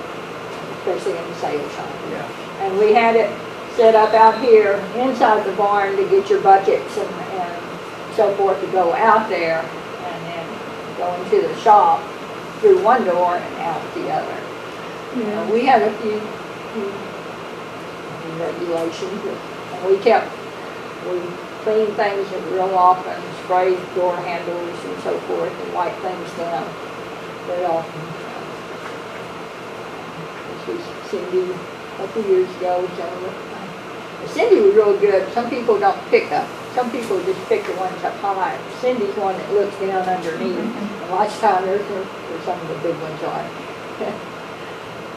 These are some of the groups.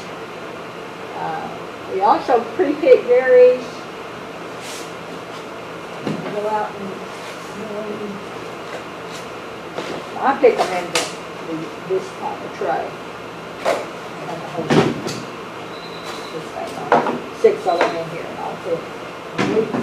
We record. We weigh stuff the ones that we pick, and I'll have label on so it'll be tall, and I'll bring in these and we'll weigh them. But I pick into that, and then we let them out, let them cool, and then we pack them into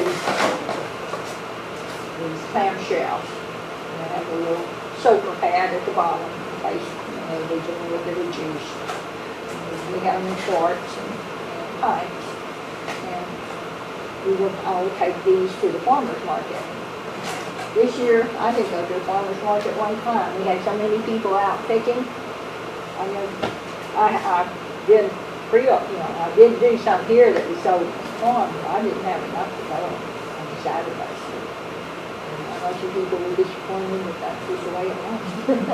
Well, hopefully that. Hopefully, now we've added more, We got more berries, so More hopefully we can berries. go to the farm. so maybe you'll be able to come back. And this white plastic looks like we picked peaches into. It's a real nice sturdy basket, smooth inside, it doesn't damage.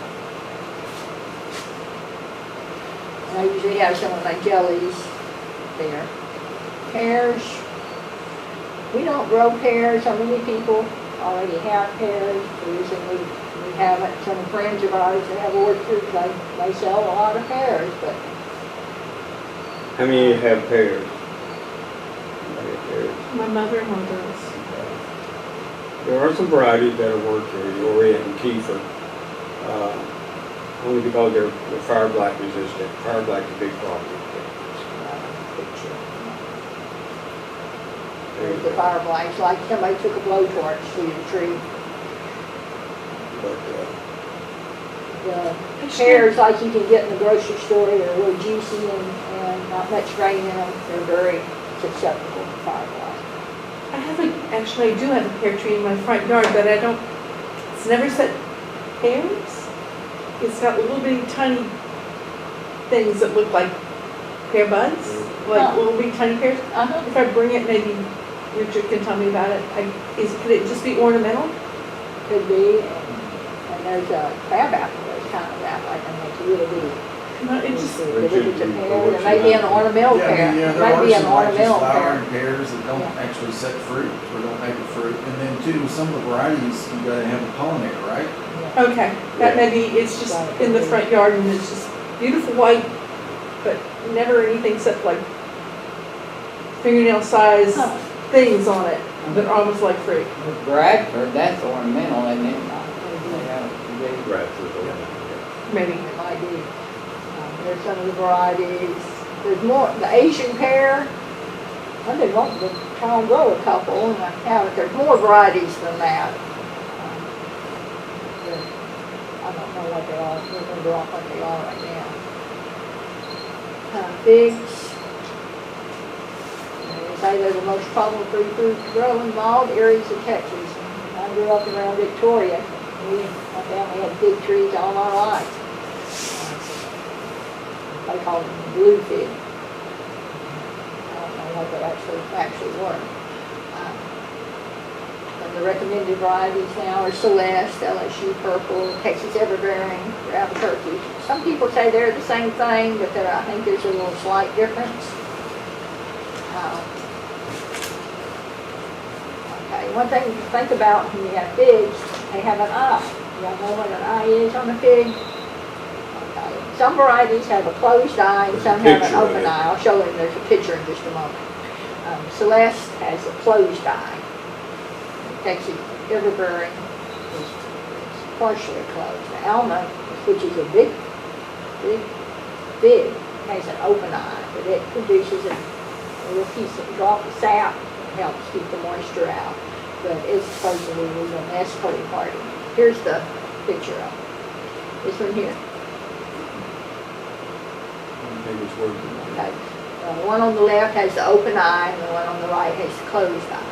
Why should you be concerned about eye? And that open eye is an open invitation for fire ant and other bugs to get in. And if you have a shower, summer afternoon shower, a little bit of moisture getting there, they sour just in a matter of hours. Now, the ones at home growing up, that was one thing. We had an open eye going. You better get them before it showered on them.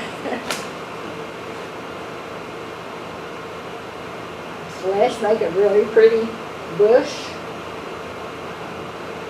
You can very easily, just about all the nurseries carry the Celeste. Kind of a medium size. LSU Purple, we have one of those out there. We got one big this year. They're pretty. Yeah, but plant about like that. and it does have a purple color. Yeah. They have the LSU gold also. We've had problems making it through the winter. But once you get them established, they do really great.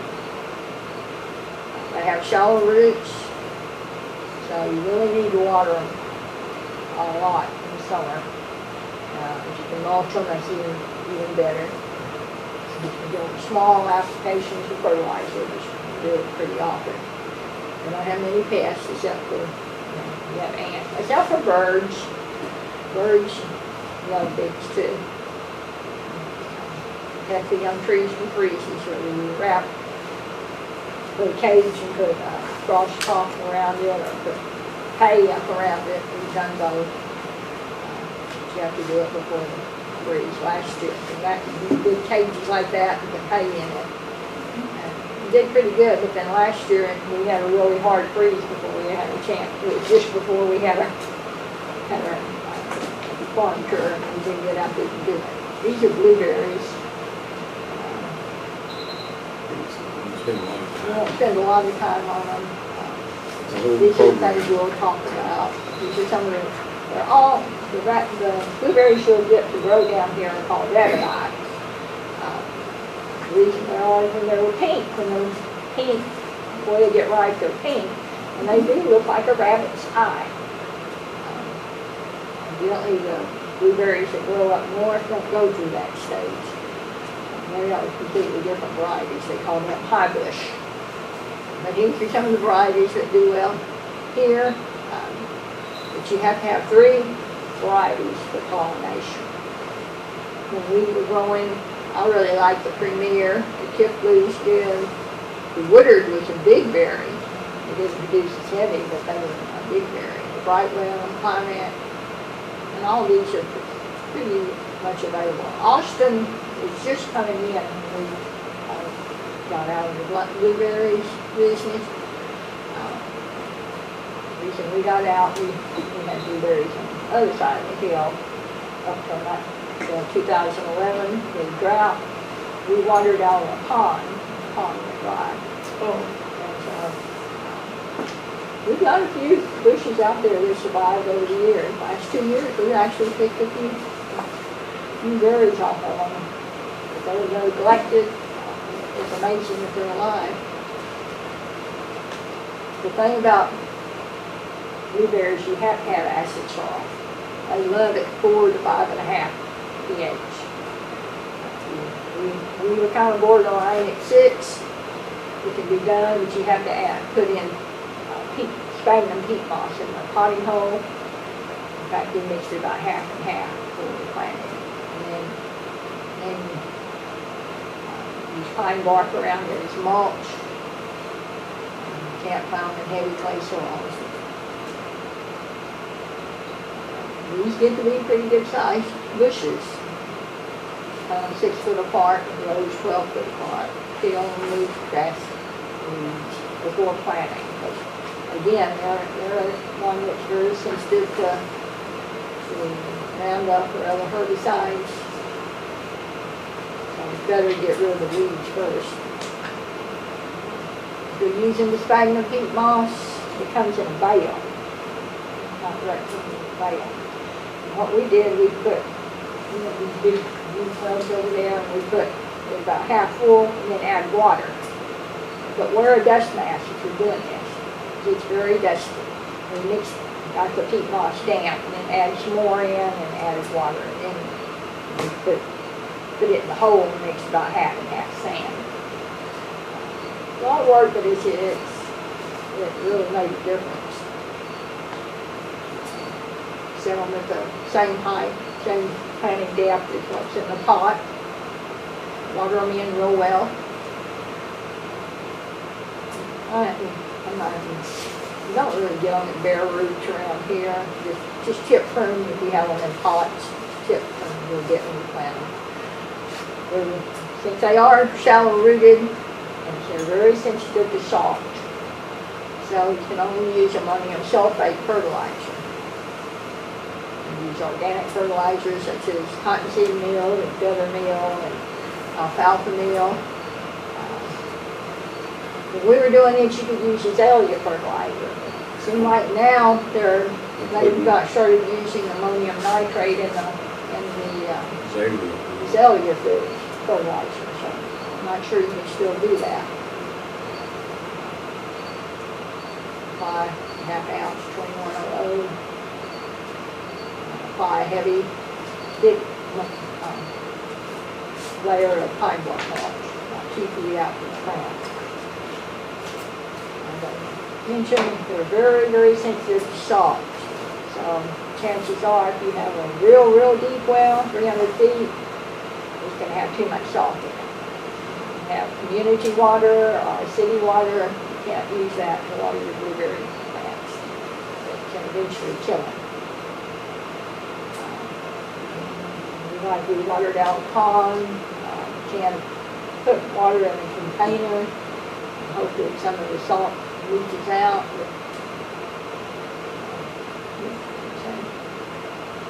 Pond water, rain water. Do you have a rain barrel? It's ideal for watering blueberries.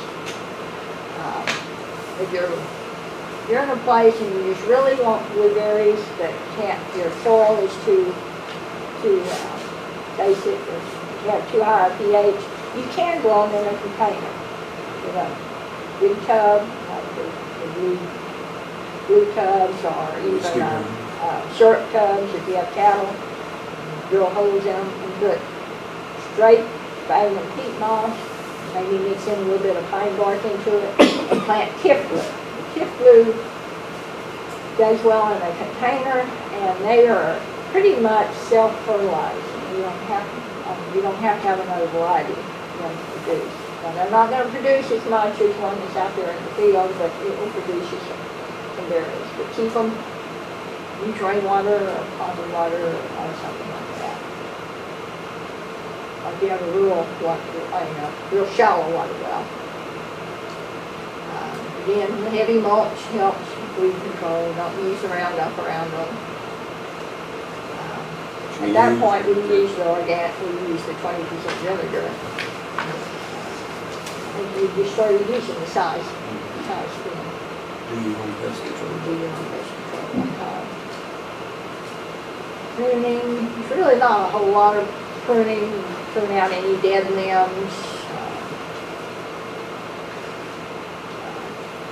Sometimes you've got a deer that comes along and wants to nibble on it. Does some damage, and have to do a little bit of control. Coons like them too, so they can climb up in there. Coons and possums can climb up in there and they might burn the plants, so you kind of trim out your damage. The deer do like them. We used to keep electric fence going in our bars when they were done. Pick them when they're fully ripe. Berries will be blue, and ideally they'll have a little kind of a purple, kind of a white frost on them. They don't call it frost, but blush, what do they call that? But that's when they're like perfect. Some varieties stay kind of shiny blue. They don't ripen anymore once you pick them. You pick one that's got a good bit of red on it, it's going to stay tart. Not ripe. Just pick a few off your plant. You kind of knows what color are. They feel like, taste like they're sweet. Right? Oh boy. There's a couple farms over up in northeast Texas that pick your own blueberries. Good. Close to Edom at those springs, and then one up at Edom. You can pick your own, or you can buy them in bulk. Briefly cover the grapes. These are some muscadines. We are growing some muscadines, a few. We're just going to see how they do. They're improved varieties. Carole kind of picked the varieties, but we do have a few. We have Pam. We planted the Darlene, but it's the one that died. But I want to replace it. Black Beauty and Ice and Sugar Cane Supreme. I want to get a Southern Home. Another Darlene. tryout is one I have in a pot for bought. But you've got to have, well, it says self-fertile. Basically male and female plants. The males still produce grapes, but they produce the pollen. So you have to have at least 2 varieties for cross-pollination. But you have to, one of those has to be the males. The Ison is one of them. The Southern Home is another one of the pollinators, the self-fruitful. The others are the females when they need the pollinator. You need to have one pollinator for every 2 to 3 female plants.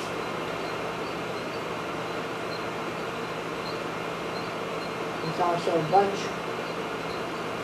Muscadines are more or less clusters. They'll produce one or smaller cluster, and they'll produce great big bunches. The bunch grapes, kind of what you think of eating grapes or wine grapes. Victoria Red is a good table grape that's supposed to grow here. I understand they're having some problems with them up around the Dallas area right now. I don't know what it was. Black Spanish, they have seed. Oh, let me back up. The muscadines do have seeds. Some of them are good for eating. The old muscadines had real thick skins, but they weren't real good for eating. They all have seeds in them. Like the Dormant is real good for eating. The Supreme, I believe it's the Sugar Date. It's supposed to be real good. They're all good for making wine or jelly, jams, grape juice. What's the difference in the muscadine and the mustang? The Mustangs are the wild. Separate variety. They are a separate variety. They're 10, but they're using a wild muscadine. The Mustangs have buds on the bottom of the leaves if you flip them over. And if you try eating them, they basically take the hair off your tongue. They're pretty strong. They make your hands itch, but they make grape juice, jelly. You wear gloves when you're picking them, and wear gloves when you're Have you picked any made jelly or something? I've made jelly, I haven't picked any in a long time, and I haven't seen any. When we lived out on 811, we had the Mustangs, but we had some wild muscadines as well, and the stems are a lot different. The Mustangs, I used to make grapevine wreaths. The Mustangs, when you graft them in a fall, the bark would split real bad. Even if you soak them in water first, the bark would still kind of split. The Mustangs were much more flexible, and they were kind of orangey brown rather than a grayish brown color. That's the difference from the wild ones. The tame ones, which these are, improved varieties, they're just a much better grape. Some of those are used for juice, some of them are used for wine, and just about any of them could be used for jellies. The Victoria Red was a good flavorful. It's very flavorful grape. We talked about putting a few in, but we just haven't got around to doing it. Here's one of the darlings, and there's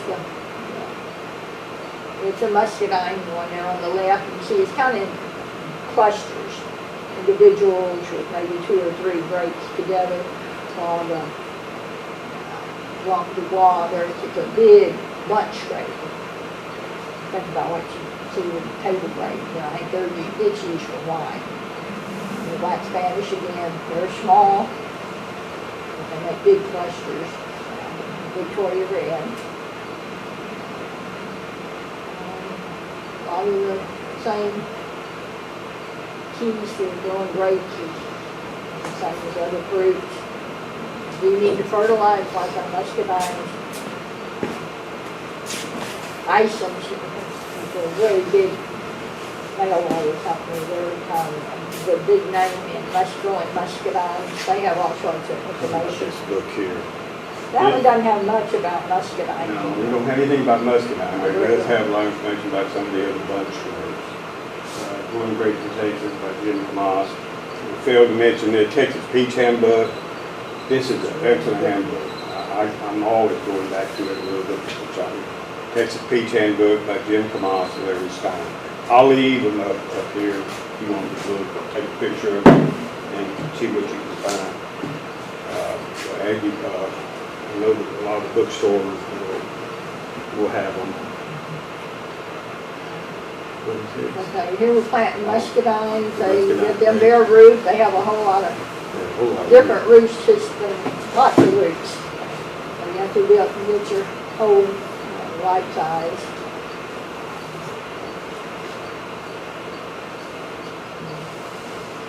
You have to plan ahead for your trellis system, plant them about a foot away from the key post.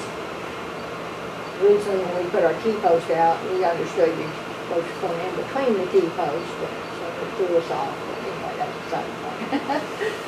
You water them in kind of the same way as you do with the other things, and put a bamboo stake beside it, because there's going to be a long, you're going to have a long vine, grapevine. You know, tie it up to it. I suggest using grow tubes. They sell the blue ones. It's basically